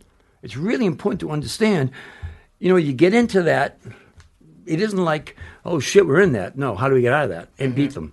And that's the most thing. The thing is being pissed, God, this game sucks. It's awful. I don't want to, what are you going to quit? Go home? Take my ball? No, ain't going to happen. So what do you just? I had a fear going in that we couldn't pace the game. We wanted pace and space. That's us. We've been at here at St. Joseph's. We average 90 a game. Not surprising because that's how we play. My influence in basketball initially was Red Auerbach. Why did they wear black sneakers? So on the fast break, they could see the flash of the sneaker. They're the only one in basketball to wear them at the time. They got them from Converse. And my point being, I mean, all that integrated stuff, I worked pretty hard at perfecting myself. I was never an external genius. I'm not Captain Video. That's not what I do. I find out what you can do, and then I try to beat you with what we can do, or adjust in a game that I hated in the sense of stylistically. But when we put the trophy up, it said national champ. Yep. And if I had been pissed about the game that it played, Brad would have hosted it because I'd be fighting. I'd be fighting reality. Yeah. You can't fight reality. No. Jim Calhoun is brought to you by our great, great friends over at ZipRecruiter. If you've ever had to look for a job, it's absolutely no picnic. You can start stress eating. Your eyes can burn from staring at job listings for too long. It takes the patience of a saint to fill out every job application. And when it comes back to hearing back about jobs, it's nothing but crickets sometimes. You can feel like a lone wolf. You can get lost in the shuffle. The general experience for looking up for a job is pretty sucky. That's why ZipRecruiter figured out a way to make it unsucky. You sign up at ZipRecruiter.com/easy. ZipRecruiter.com/easy. You create your free profile, then you get matched to great jobs, plus you get a lot more. ZipRecruiter will proactively pitch your profile to employers whose jobs match your experience. Unlike other job sites, if an actual person from the company really likes what they see, they personally invite you to apply to their job. And candidates who apply on ZipRecruiter are nearly 3 times as likely to get hired. You can apply with just one click. Just one click is all it takes. It's so much easier with ZipRecruiter. It's the #1 rated job site in the U.S. Sign up for free at ZipRecruiter.com/easy. Experience the better way to find a job. Go to ZipRecruiter.com/easy right now to sign up absolutely free and put ZipRecruiter to work for you. So what would you say is maybe it's not the same team that produced the best results, but what would you say, looking back over your career, is the best year of coaching that you did, the one that you're most proud of? That team, to some degree, because I was always, grabbing a freshman, so you can try to go home if you want, son, but you need to stay here and become a man, or whatever the case may be. I think the magical team might have been, 04 was far and away when people say how talented. If we had lost the national championship, I would have been pissed. Because number 2 in the draft, Emeka Okafor. Ben Gordon still could have played forever. Charlie Villanueva, Josh Boone, Hilton Armstrong, Marcus Williams. 6 first-round draft choices. Not all at once, but okay, we don't have that. That's not like that may be Kentucky and other teams. That's not us. And that was the best team. I should say best talent. The best team, no question, 99. You remember Rip? You'll always remember Khalid Al-Amin. Always. Khalid Al-Amin is one of the great characters who ever played basketball. Yes. When I told him he's telling all the reporters about Ramadan, and then I see him putting, subs. What the, come on, man! Or hot dogs before games. Ricky Moore, who's a terrific little defensive player. Jake Vosco, who did play 10 years in the league. But 2 really legitimate, Kevin Freeman, one of the toughest guys I ever had, made that into a 34-2 team.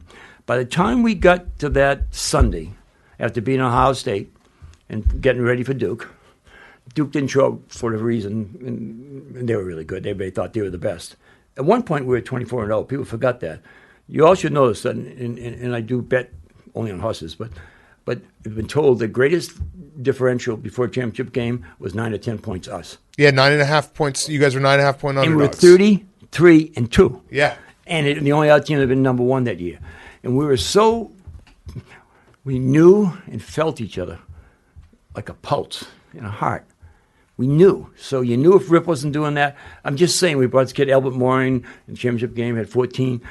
We had answers, and everybody on the team, more importantly, accepted those answers and understood what we were trying to do. That was a pretty special team. Yeah. All right, so one of my favorite things is Jim Calhoun versus the media. Okay. I alluded to it earlier with the Ryan Gomes. It's one of my favorite clips. There's two that are my favorite, but the I fucked up, if you want to write it 5 times. And I did. Yeah. I checked that lousy player, Karan Vada. What a son of a bitch I was. How stupid can I be?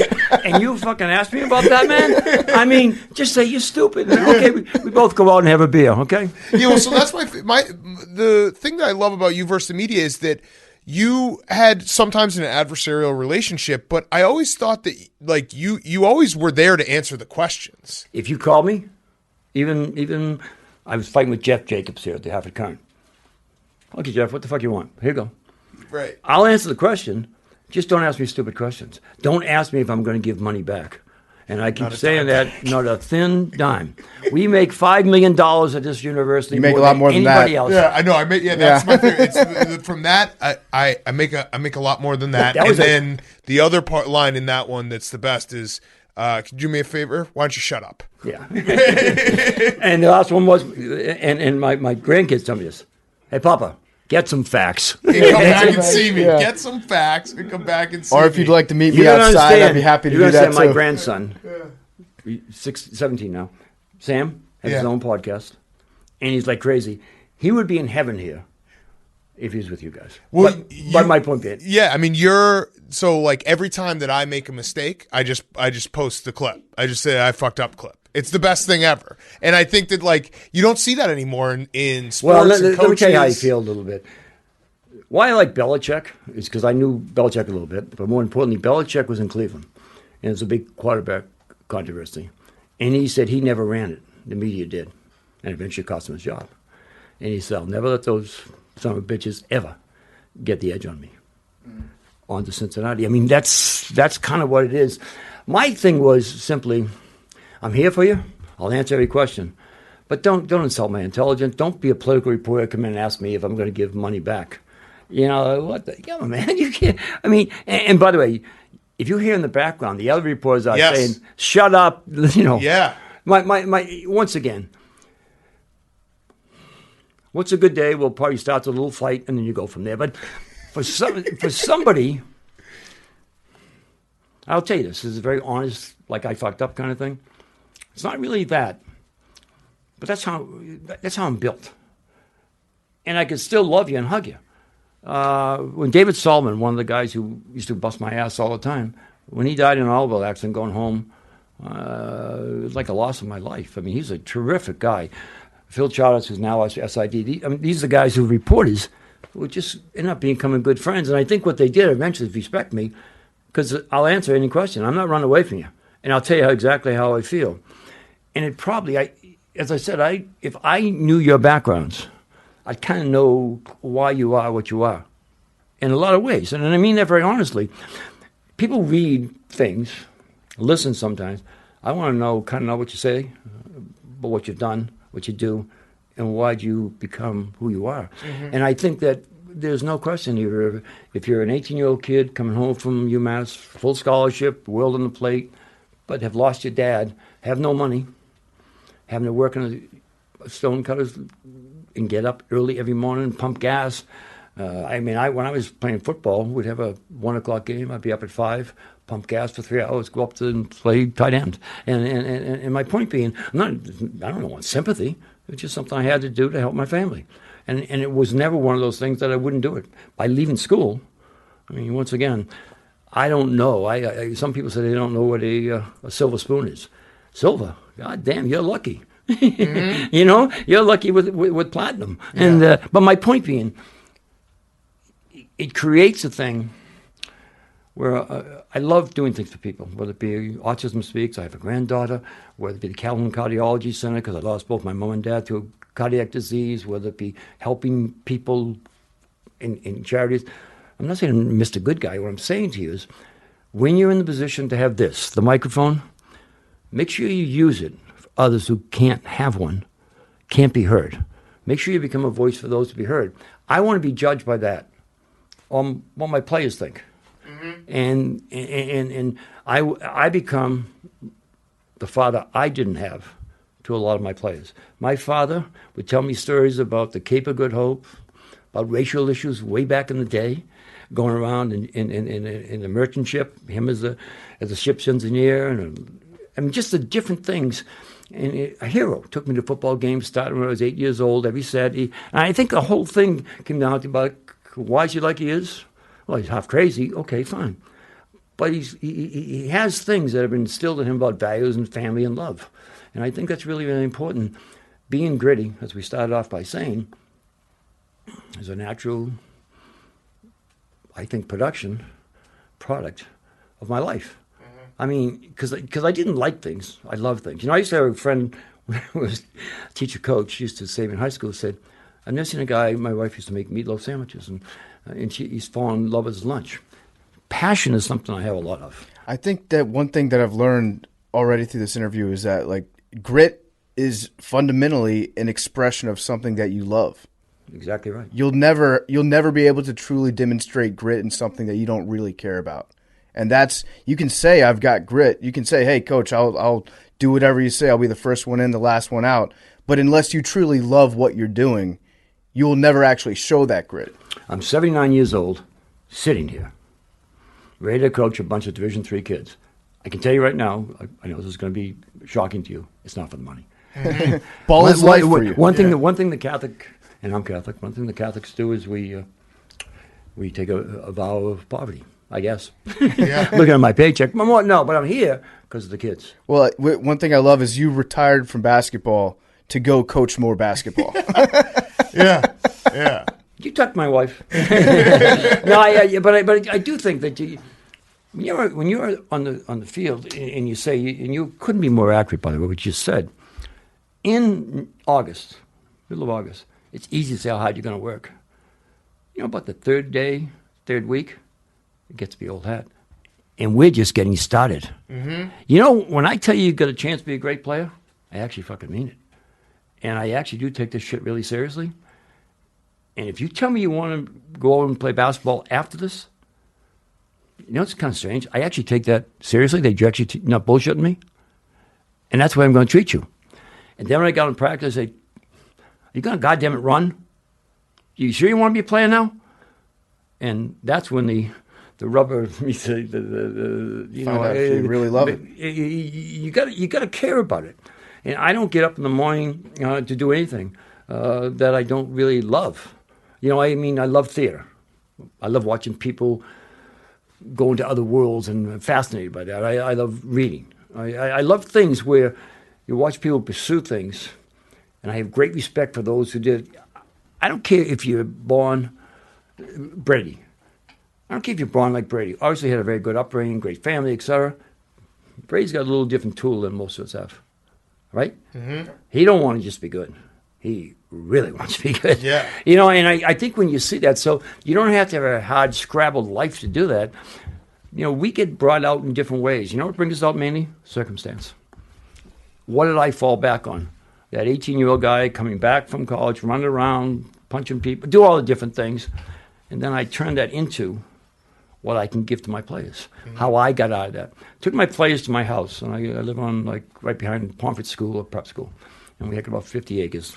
Trust me, there's nothing but beer and deer out there, so it's not exactly Sounds pretty good. a hidden ranch. But it's all done over, it's et cetera, et cetera.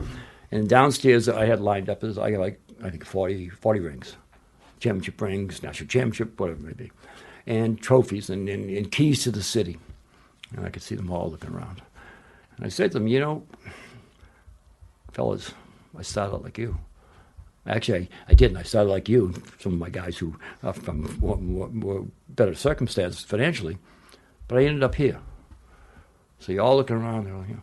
I said, everything's obtainable if you understand what it needs to take to get to where you want to be. Where you want to be, not where I want to be. Where you are. It's all obtainable. I can tell you that. And I just want to tell you a couple things. A few days, I felt like, really? I've got to put this much into that? And the passion I had for it, of course I do.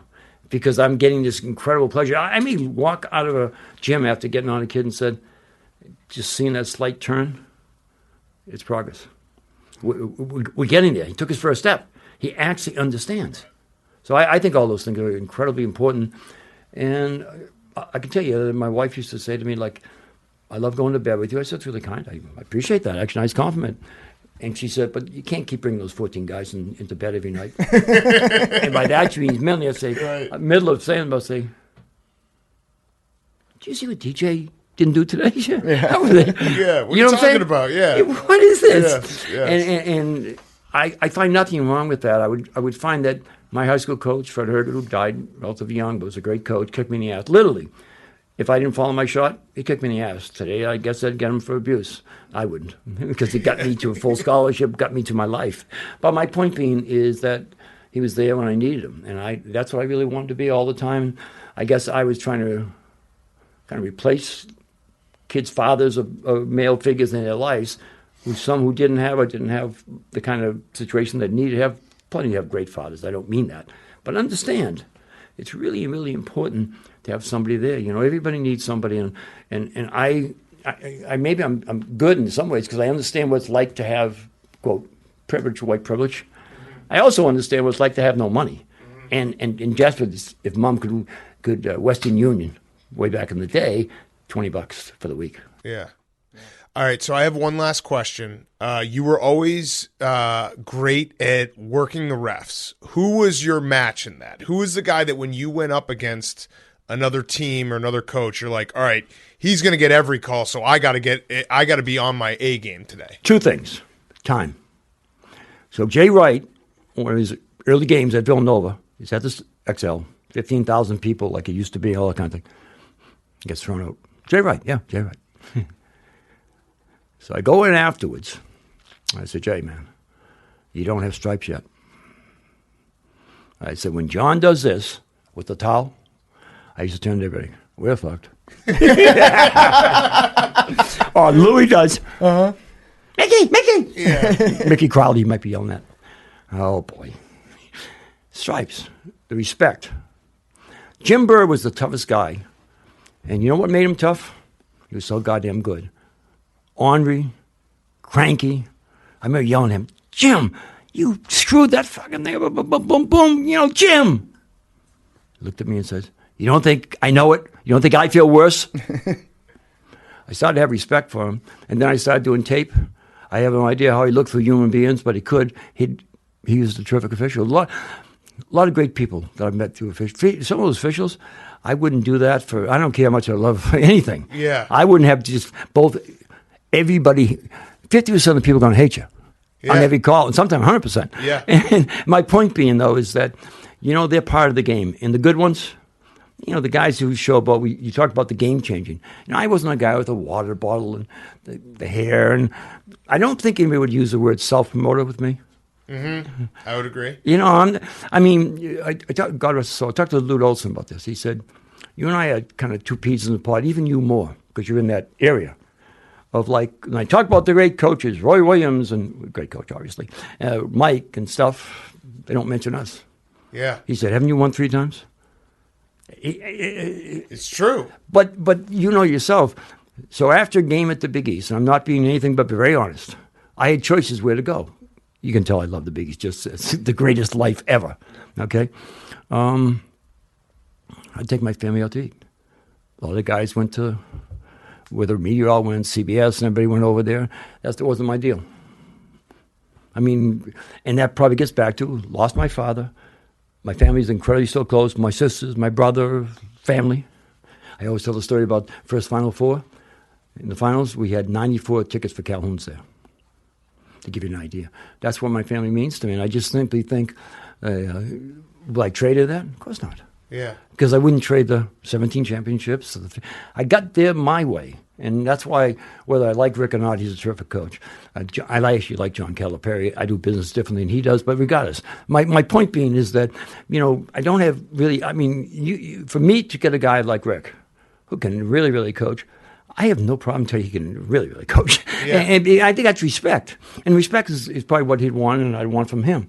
And you don't have to like everybody or do the same thing.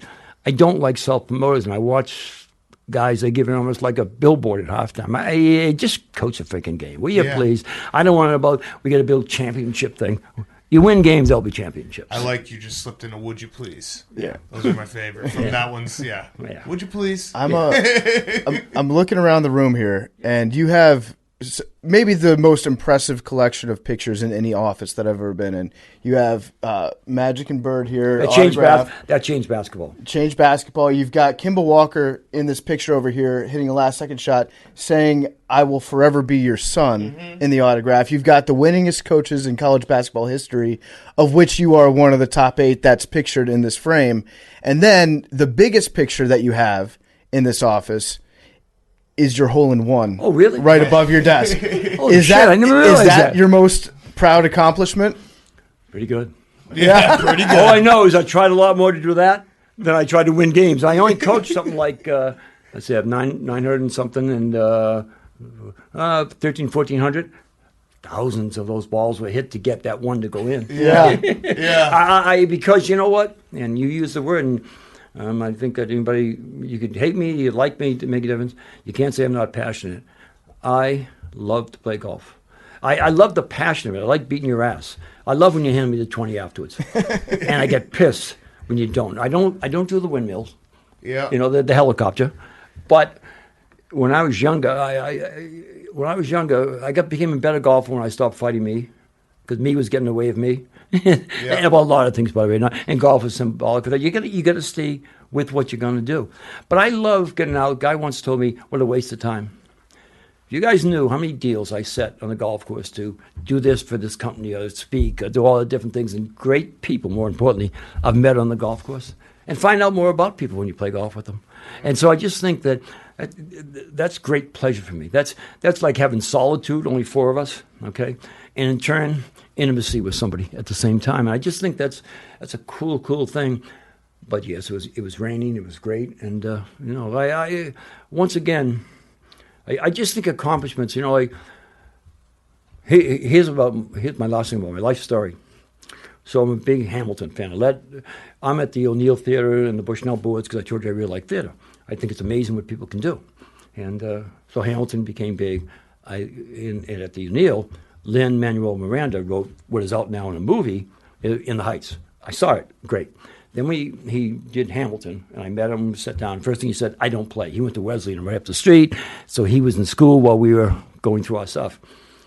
And in that, after Hamilton dies and his wife is up there, and she said... Spoiler. I haven't seen it, yeah. Okay. That's okay. He's already died. No, wait.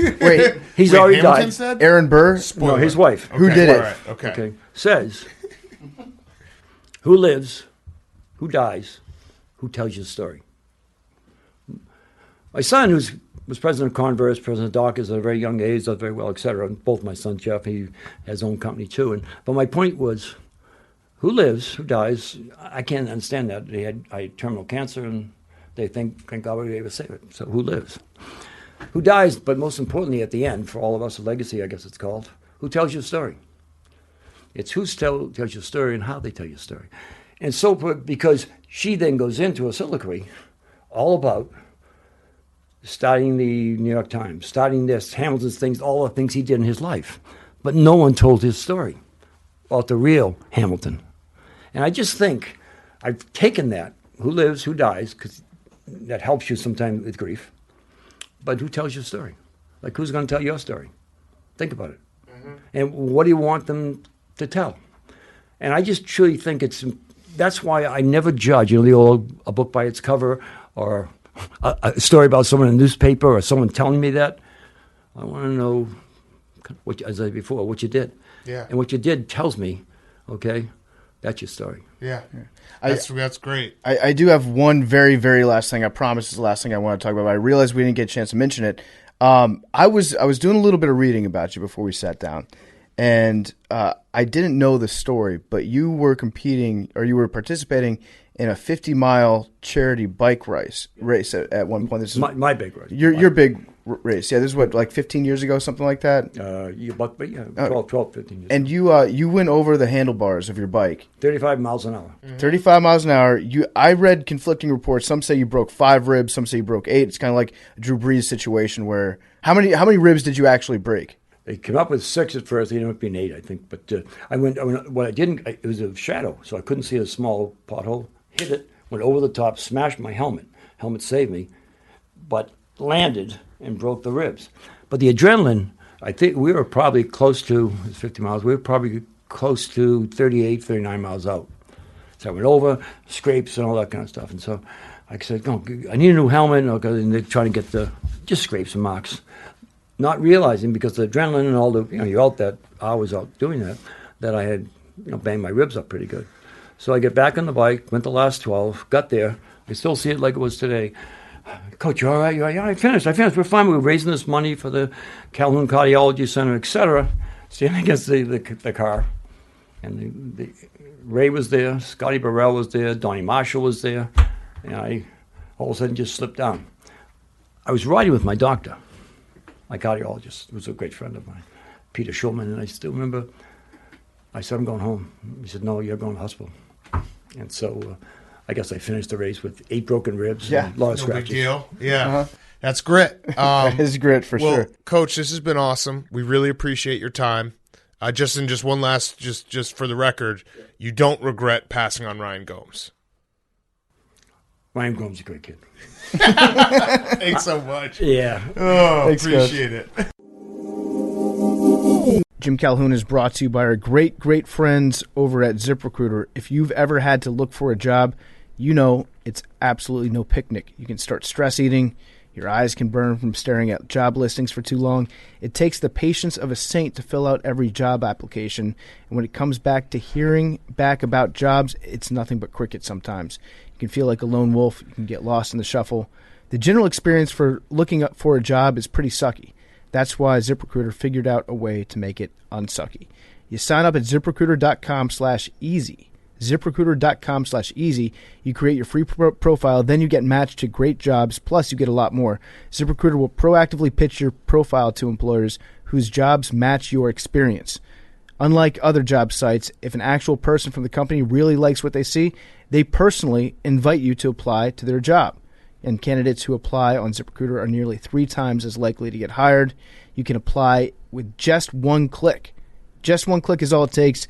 It's so much easier with ZipRecruiter. It's the #1 rated job site in the U.S.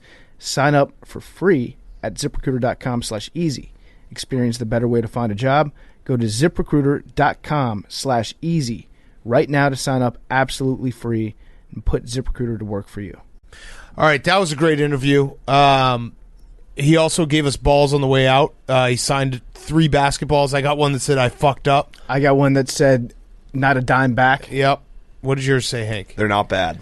Just a fucking cool-ass guy. He's the man. Yeah. And it is so funny that, I mean, PFT mentioned it during the interview that he retired from coaching basketball to coach some more basketball. That's in grit, a little bit lower stakes. That's grit. Yes. But you know what? Like, I actually did learn from it. He connected a big dot for me about grit. That grit is love. Mm-hmm. I like that. Yes. So thank you to Jim Calhoun. That was a lot of fun. All right, so we're going to do the Mount Rushmore. It's brought to you by our friend at Coors Light. By the way, 8 p.m. Eastern, Monday night, so tonight, the disc golf, the first ever Pardon My Take Invitational disc golf tournament is going to be live on YouTube. We will be in the chat, commenting, talking to the people, so please make sure you get in there. Watch it with us as we premiere it, like it, subscribe, do all the good stuff. Also, Tuesday night, we're going to be in Cleveland. We need an AWL's house to watch Hard Knocks at. Really, the only requirement is don't be a creep. No freaks. Actually, no. I take that back. Freaks are okay, but don't be a creep. No creeps. You can be a nerd. Don't be a dork. Yeah. So maybe send Jake an email. What's the email? Or should we? No, I was going to give it to Billy. Holy shit. No. That's interesting. So I believe it's pmtintern@barstoolsports.com. Billy, so we would be at someone's house. We would be the guy in Ohio who had the zoo where the lions got released and shit. R.I.P. This guy's not a creep. He just has 17 animals. I would find us a house, but you guys might not like the house. Yeah, we do not trust your judgment. Okay. We would be fucking sitting with all types of animals in our lap. We would get brucellosis. We get diseases that only cattle get. But I'd be perfectly fine organizing it and accomplishing the task. Yeah, I know that part. You're right. You were right. You've been doing a great job, and you are right that you could do it. But I would prefer Jake to do this task. It would just be a paintball facility. It'd be like they got a TV in the waiting room. That would actually be sick. So if you do have a paintball facility, maybe we'll consider it. Or like a low-key zoo. Yeah, but send it to Jake, and we'll pick one AWL. We'll come watch Hard Knocks with you on Tuesday night. Make sure you have HBO. Proper. Mm-hmm. Not the fucking streaming shit. I would like to watch it live. I'd like to watch it live, so proper. I want to see proof of the subscription. All right, we're going to do our Mount Rushmore. Mount Rushmore is brought to you by our friends at Coors Light. All of Grit Week is. So this is Henry, who is now winning every Mount Rushmore. Congrats to him. Hubba. Chubba Hubbard. PFT, we should team up. Fucking everyone's creating super teams here. Do me and you want to team up, and then maybe not for this one, but for the next one, let's fucking do it and dominate these fools. What if we went like 1v1v1 teams? It actually would be. We actually have we would have the perfect age gap. That's for what each I'm team. saying. Yeah. Okay. So damn, you guys are consolidating. We might later on this week. We might during Grit Week because everyone else is teaming up. Couldn't be me. Super team. You started the super team era. Listen, we're trying to ring chase too. No, you guys If you can't beat them, join them. All right, well, we'll decide later this week if we want to team up. But either way, Hank is winning everything. Mount Rushmore of road trip songs. So songs you listen to on a road trip? Songs to listen to while driving. Doesn't have to be a road trip. We should actually do just this while you're in a car. Again, maybe next year or whatever, but we could do full albums too. Because when I started thinking about it, I started thinking full albums. Because a full album speaks to you in a different way than individual songs can. So, Hank, but you're saying just songs in a car. I texted what I said. Songs to listen to while driving. I was thinking road trip. Well, mine will be road trips. I think that's fine. Whatever's there is a distinction. I can pull up the text. It literally says songs. That's fine. No, I'm just going to do road trip. Yeah, I mean, you interpreted however you chose to. I prepared. I can only say it's fine the either words. way. Yeah, I prepared. I prepared. It's fine. A road trip, I mean, it's driving. Right. It's just a longer driving short session. road trip. Every time you get in a car, it's a road trip. We actually have to make a distinction. No, we don't. We should do road the distinction was made when I said songs to listen to while driving. Okay. I'm just going to stick with my list. I've prepared. I'm fine with my list. I'm good to go. I'm beyond confused. I also think that this is going to be a very difficult Mount Rushmore because it's music taste is subjective, so it'll throw some curveballs at people. All right, numbers. 17. 69. 18. 74.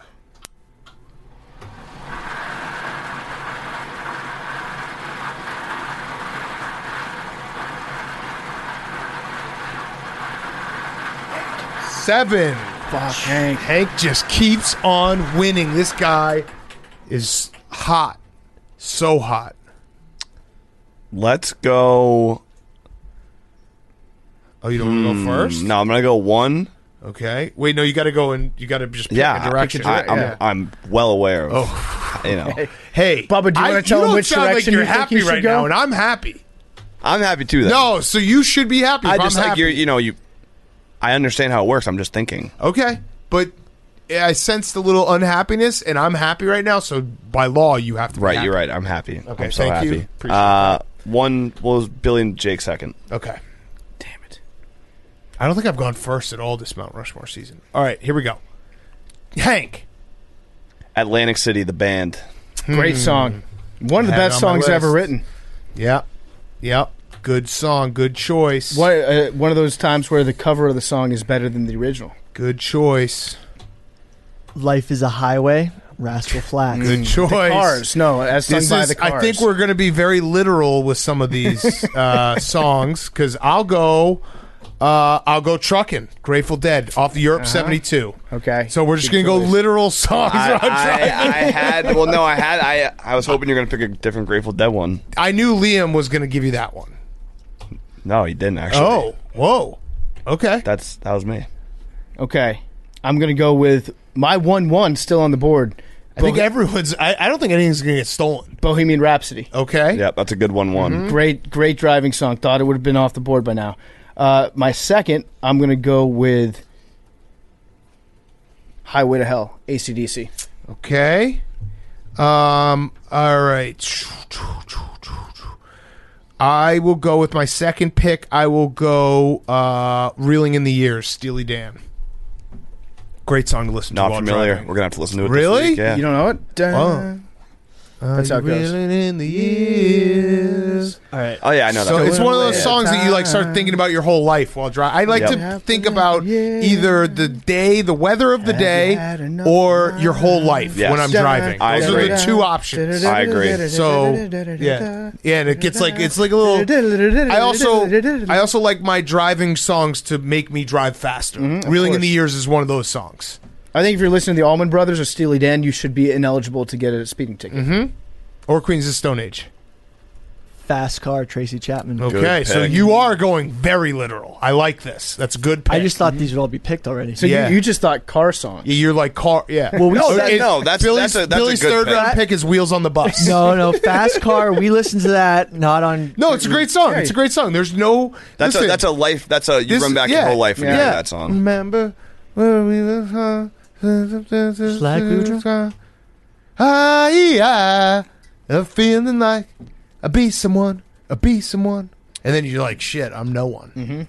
Not you. No, but you're in a car going fast. That's true. And then you're like, yeah, we're going. It's good pick. Good pick. I will go with The Gambler, Kenny Rogers. That's a great car song, yeah. Okay. And my life perspective one would be Landslide, Fleetwood Mac. Okay. Good choice. Little depressing, but you want to feel something when you're driving, either really good, really bad. You want to just, or not bad, but like that song will make you think things that you forgot about for a while. There are two kinds of road trip songs, I think. One's where you just turn off your brain and rock out, and the others where you want to feel a feeling. Right. That's a great feel a feeling song. Yep. I actually had a Fleetwood Mac song that was going to be on my honorable mentions. Not that. Me too. Oh, what is it? Dreams? No, The Chain. Great song, great beat, like a good driving beat. I listened to the whole album when I was driving home yesterday. That's actually what that album inspired. Of all time. That album inspired this Mount Rushmore. That album was inspired by cocaine. To the fullest. A lot of it. And whoa, fucking. Heartbreak number 1. Heartbreak 1, Cocaine 2. That kind of go hand in hand. Yeah. R.I.P. Billy Mays. Billy doesn't like my list, so I'm gonna load. You management. have Wheels on the Bus? We're gonna do load management for this game. Okay. I'm gonna sit out. Whoa. He doesn't like my list. Well, then Trouble in Paradise. okay. Well, then over you'll there. say your list at the end. Okay, go I ahead. have 2 songs on my list. Okay. You're not a music guy. All right, this one's awesome to roll around when you got the boys in the car. Boys are back in town. Thin Lizzy. Okay. Yep. Good one, Billy. Good song. All right, I will go with Allman Brothers' Blue Sky. That is one of my favorite songs to listen to on a summer day when the sky is blue, and it's a great driving song. All right. Just a feel-good song. Okay, my last two. I'm going to go Nice for What? Okay. Drake. That's such a fucking... You made a mockery I love of it. everything. I love that song. Yeah. Okay. I don't love that. I only love my mom in my bed. Okay. Sorry. Okay. And then my last one, Blinded by the Light, Man for Man. Okay. Man for Man. They are actually the same band that sings Do a Diddy Did that shitty song. But That's they God's also plan seem that you were talking about too. Huh? Yeah. That's also not Yeah. Nice you for what? used the Yeah, wrong lyrics for the yeah. song you said. I'm singing Nice for What when I'm in the car though. but you did. Yeah, you but the didn't- lyrics that you said are were God's not. Right. by Drake. I was just apologizing. Okay. I was just using Drake, my muse, as another way to Got it. apologize. Got it. But yeah, Blinded by the Light, Man for Man, great sing along song in the car. Great intro song for this podcast. Twice. That's right. Yeah, that's right. That's right. All right, my last pick, I'm going to go with, this is, again, a very literal. We all do very literal things on this one, but Night Moves, Bob Seger. Late at night, just fucking, when you're alone in the car. When you're like the only one on the highway, there's fucking nothing like that. Nothing like that. I remember when.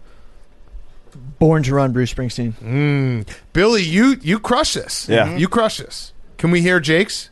Wait, I still have a pick. Do you think that he's going to steal one of yours? No, he's not. Okay, go ahead, Jake. Give us your two. I had All the Small Things, Blink 182, Okay, good song. and Home, Philip Phillips. Okay. Which one is that? Can you sing your bar? Home. Let me No, go home. not Different No, one. that's Edward Sharp. Magnetic Yeah. Zeros. Yeah, that's a good song. That's a good driving song too. Edward How does Sharp. yours go? So just know you're not alone. I'm gonna Make make this this. rest my I thought those were the same home. songs. I thought Is that that like was from a- an Apple commercial? Yeah, Nah, like from cheap. It's a good song. I thought that was Lumineers. It might be. Camp. Yeah, it was a camp song. My last song. This is like a beginning of a road trip. You and your boys are going to get like first song you play on a road trip. Steady Mobbin', Lil Wayne. Oh, okay. All right. Good. That was a good Mount Rushmore. I feel like we all did a good job. We all put our best effort, except for PFT's Drake pick. I like that song a lot. I know you do, but you So also much that you quoted the wrong lyric. No, and I you was- also Get your spent motherfucking a long roll on. time hating on without Drake. a follow, without a mention. Yeah, but yeah, I've learned that I can evolve, and if I can change, Got and it. you can change, and everybody can change. I don't think you've ever played that song in a car. I've listened to that song in the car many times. Billy, I just Good flag thrown. drove back from Asbury Good Park flag thrown. 2 days ago, Good and I flag played thrown. Drake on the way back. All right. I don't believe you. All right, let's go. Honorable mentions. Road to Nowhere, Talking Heads is on my list. I had Dragula by Okay. Rob Zombie Hell on my yes. list. Hell Yeah, yes. that's a fucking sick song. Yes. Send Me on My Way, Rusted Root. Okay. Divided Sky Fish is a great car song. 'Cause Boys- it's got like 3 songs in one. Boys of Summer, great driving Yep. song. 1,000 Miles, Vanessa Carlton. Night Swimming. I had Ramblin' Man on there too. Yeah, that was Ramblin' my Man. Allman Brothers. Higher Love, Steve Winwood. That's good one. Turn up. You know what's a Gets great you one? feeling good. Is Radar Love, Golden Earring. Down by the River, Neil Young. Oh, okay. Little a Neil jam. Young. Paradise by the Dashboard Light. If you want to get some meatloaf, if you want to start screaming out lyrics in your car. Paradise by Coldplay. Yep. That's Time, also. Pink Floyd. Go with the Flow, Queens of the Stone Age. Again, you shouldn't be given a ticket for that. Good for you, Olivia. Greengrass and High Tides. It's a good list. Good list, guys. I think Good Billy job. won. I think Billy crushed it. Yeah, Billy did crush it. He went the literal route that like you can't not see yourself in a car listening to Fast Car. Like it was smart. Did you have wheels on the bus? That's a bus song. Still, like, That's when you you're- get on the bus. Yeah. All right. Okay. So reminder: 8 p.m. tonight. Disc golf. Hammer it. Let's get everyone watching. Billy, would you like to do your Monday reading? I would like you to read your blog, The Mintz Experiment, because it was so good and so Billy. And I would like us to follow along the Mintz Experiment on this show. Yeah, 100%. I'd like to co-opt the Mintz Experiment if we can. I'd like to get updates about Mincy. Maybe even have Mincy on the show. I don't even know. though he's a I don't know. skell. I don't know. I don't He's know. a skell. You can have him on your own show. He's a skell.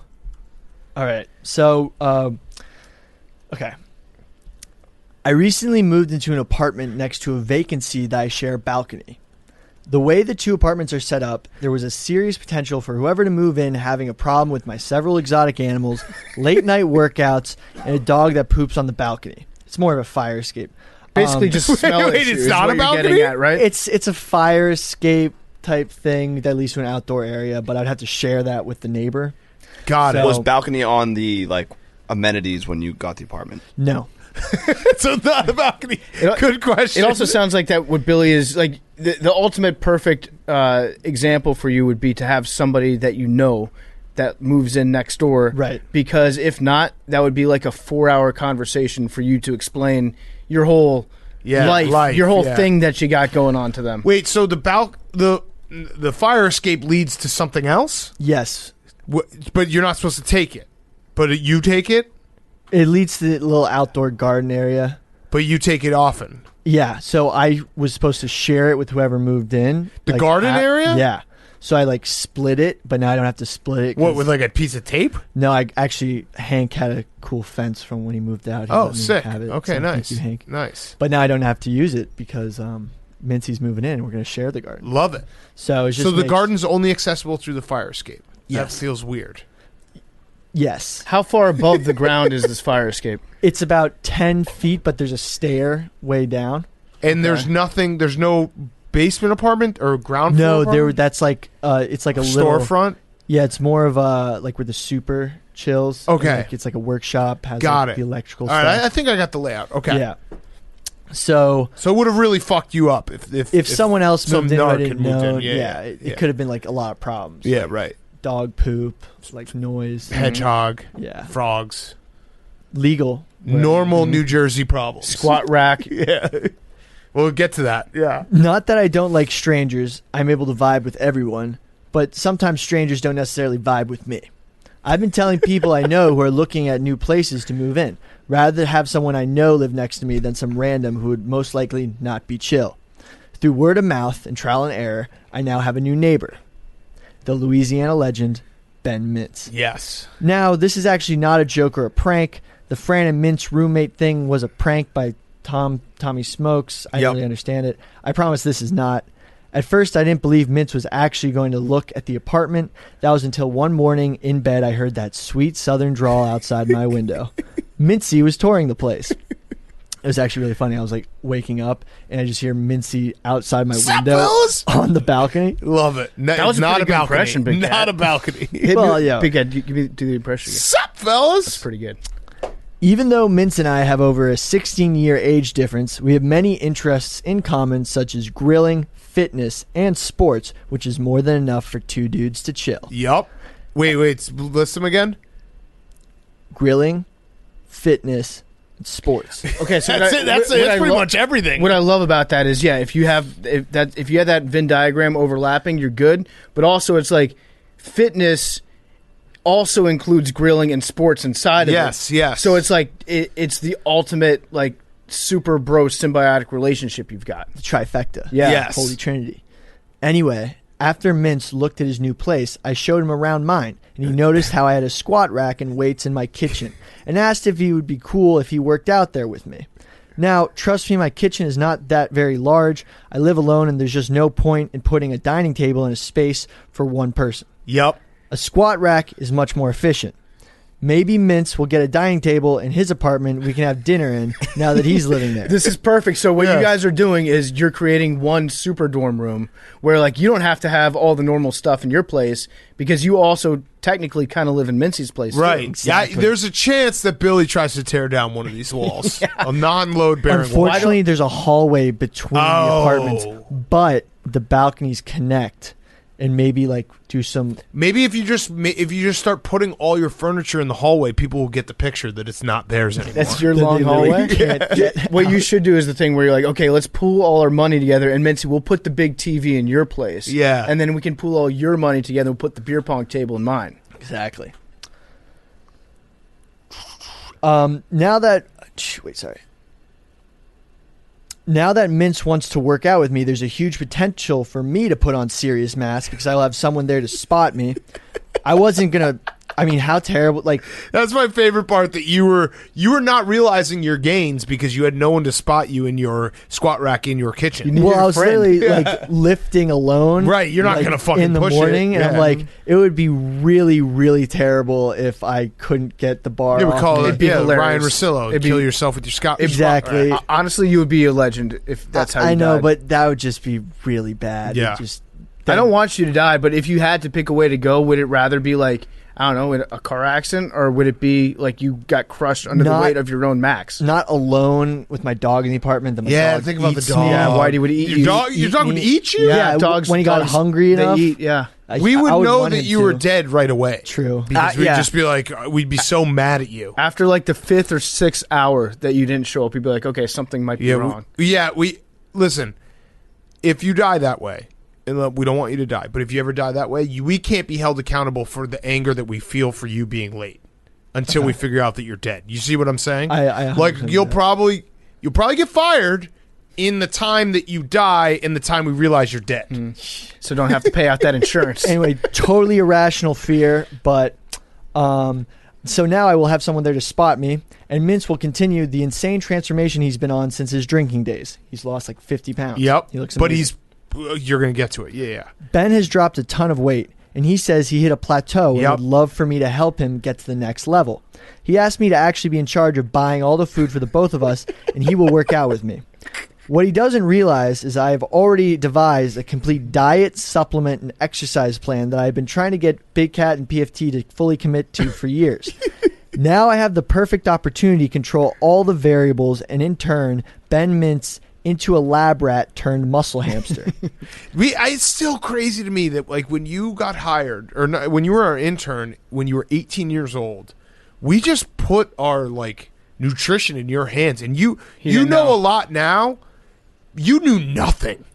Remember, he would be like, he almost killed us. We'd be like, "Hey, is this keto?" And he'd be like, "Yeah." Wait, hold on one sec. And then you just go Google. I think that Billy actually gave us kidney stones. Yeah, that's the reason why we have it, because we didn't follow. Well, so you say that you have like a strict nutrition and dietary and workout plan that you've already put together that you've been trying to get us on. I'm going to throw a flag on that, Billy, because I don't think that you actually have a plan. Because you've never told us. Yeah, what you our haven't plan been trying is. to get us on your it. Your plan is just like, if they ask me to work out, that'd be sweet, and I'll work out with them. But you have never said like, okay, here's your dietary restrictions.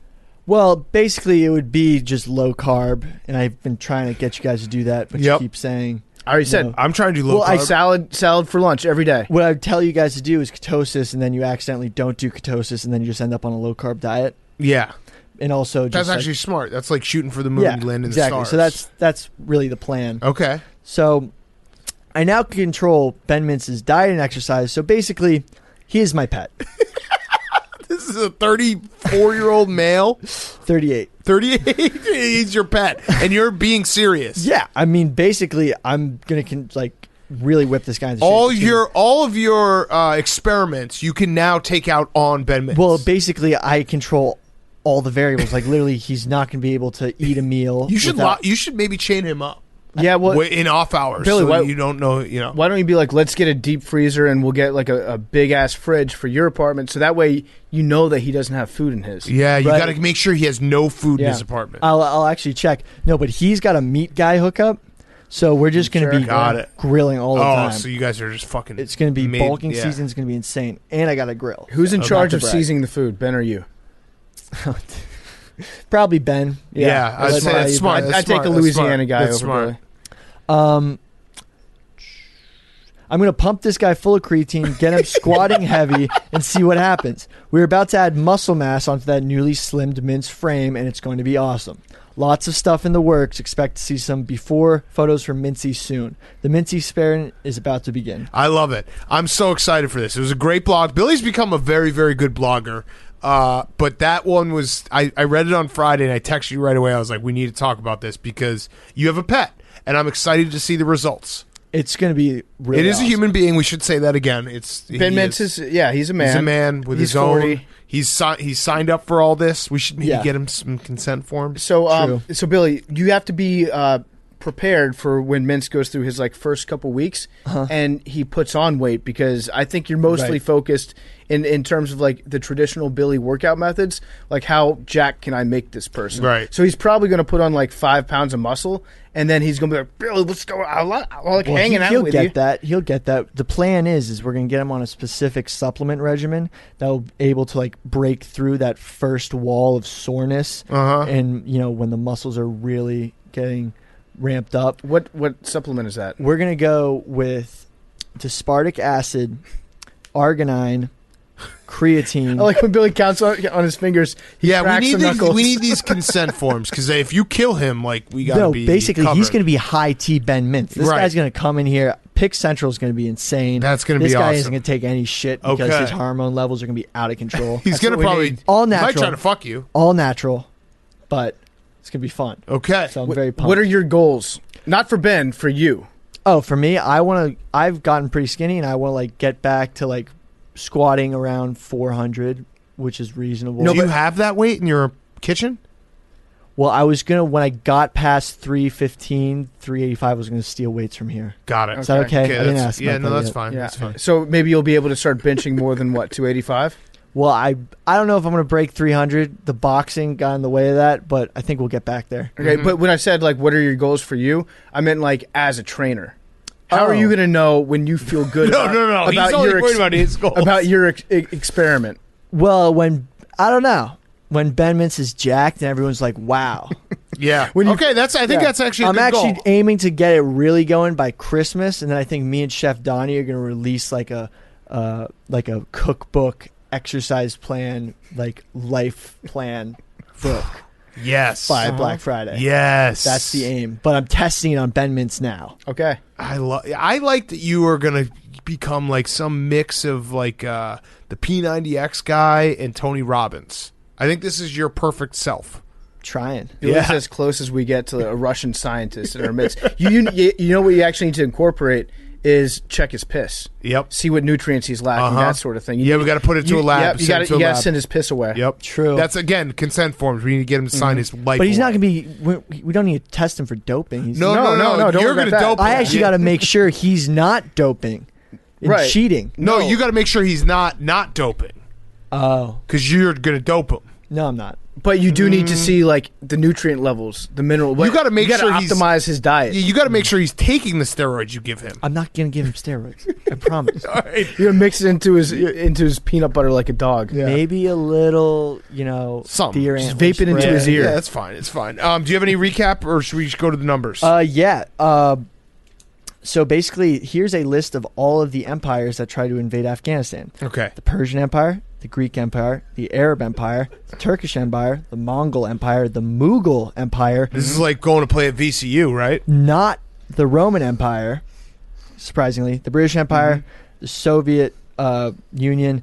I wouldn't consider it was an invasion we did, but also the U.S. We just kind of crashed at their house for 20 years. they're the ultimate trap game. They're a big time trap game. Yeah, Yeah, they're the big team time. that no one wants to play. Yeah. They've got Exactly. rivalry like throughout the record books. No matter who you are, when you play Afghanistan. Also in Washington State, 2 consenting adults can have a fist fight. It's sanctioned. Yeah. Kwame Brown taught us Yeah. that. Yeah. Mutual Just a little fun combat fact. state. Yes. mutual Regarding combat. what we talked about earlier. Yeah, Yeah. that's all. All right, numbers, and then we're off on the 6-9. road. Did we? Reminder, 8 p.m. tomorrow. 8. What? I was just gonna say, like, did we gentrify Afghanistan while we were there? 75. That would have been a good way to keep like the Taliban from coming back. Just build like a Hooters. It's forbidden. 18. Paper Source. 99. 69. Yeah, Paper there's the Source. Paper Source. Maybe like okay. a nice brunch place that nobody can get into. What is that? 66, 60.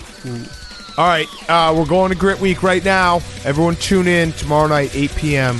to see golf. out on the road. Oh, yeah, Talking Soccer. There it was. Squirrels can survive terminal velocity. Love you guys.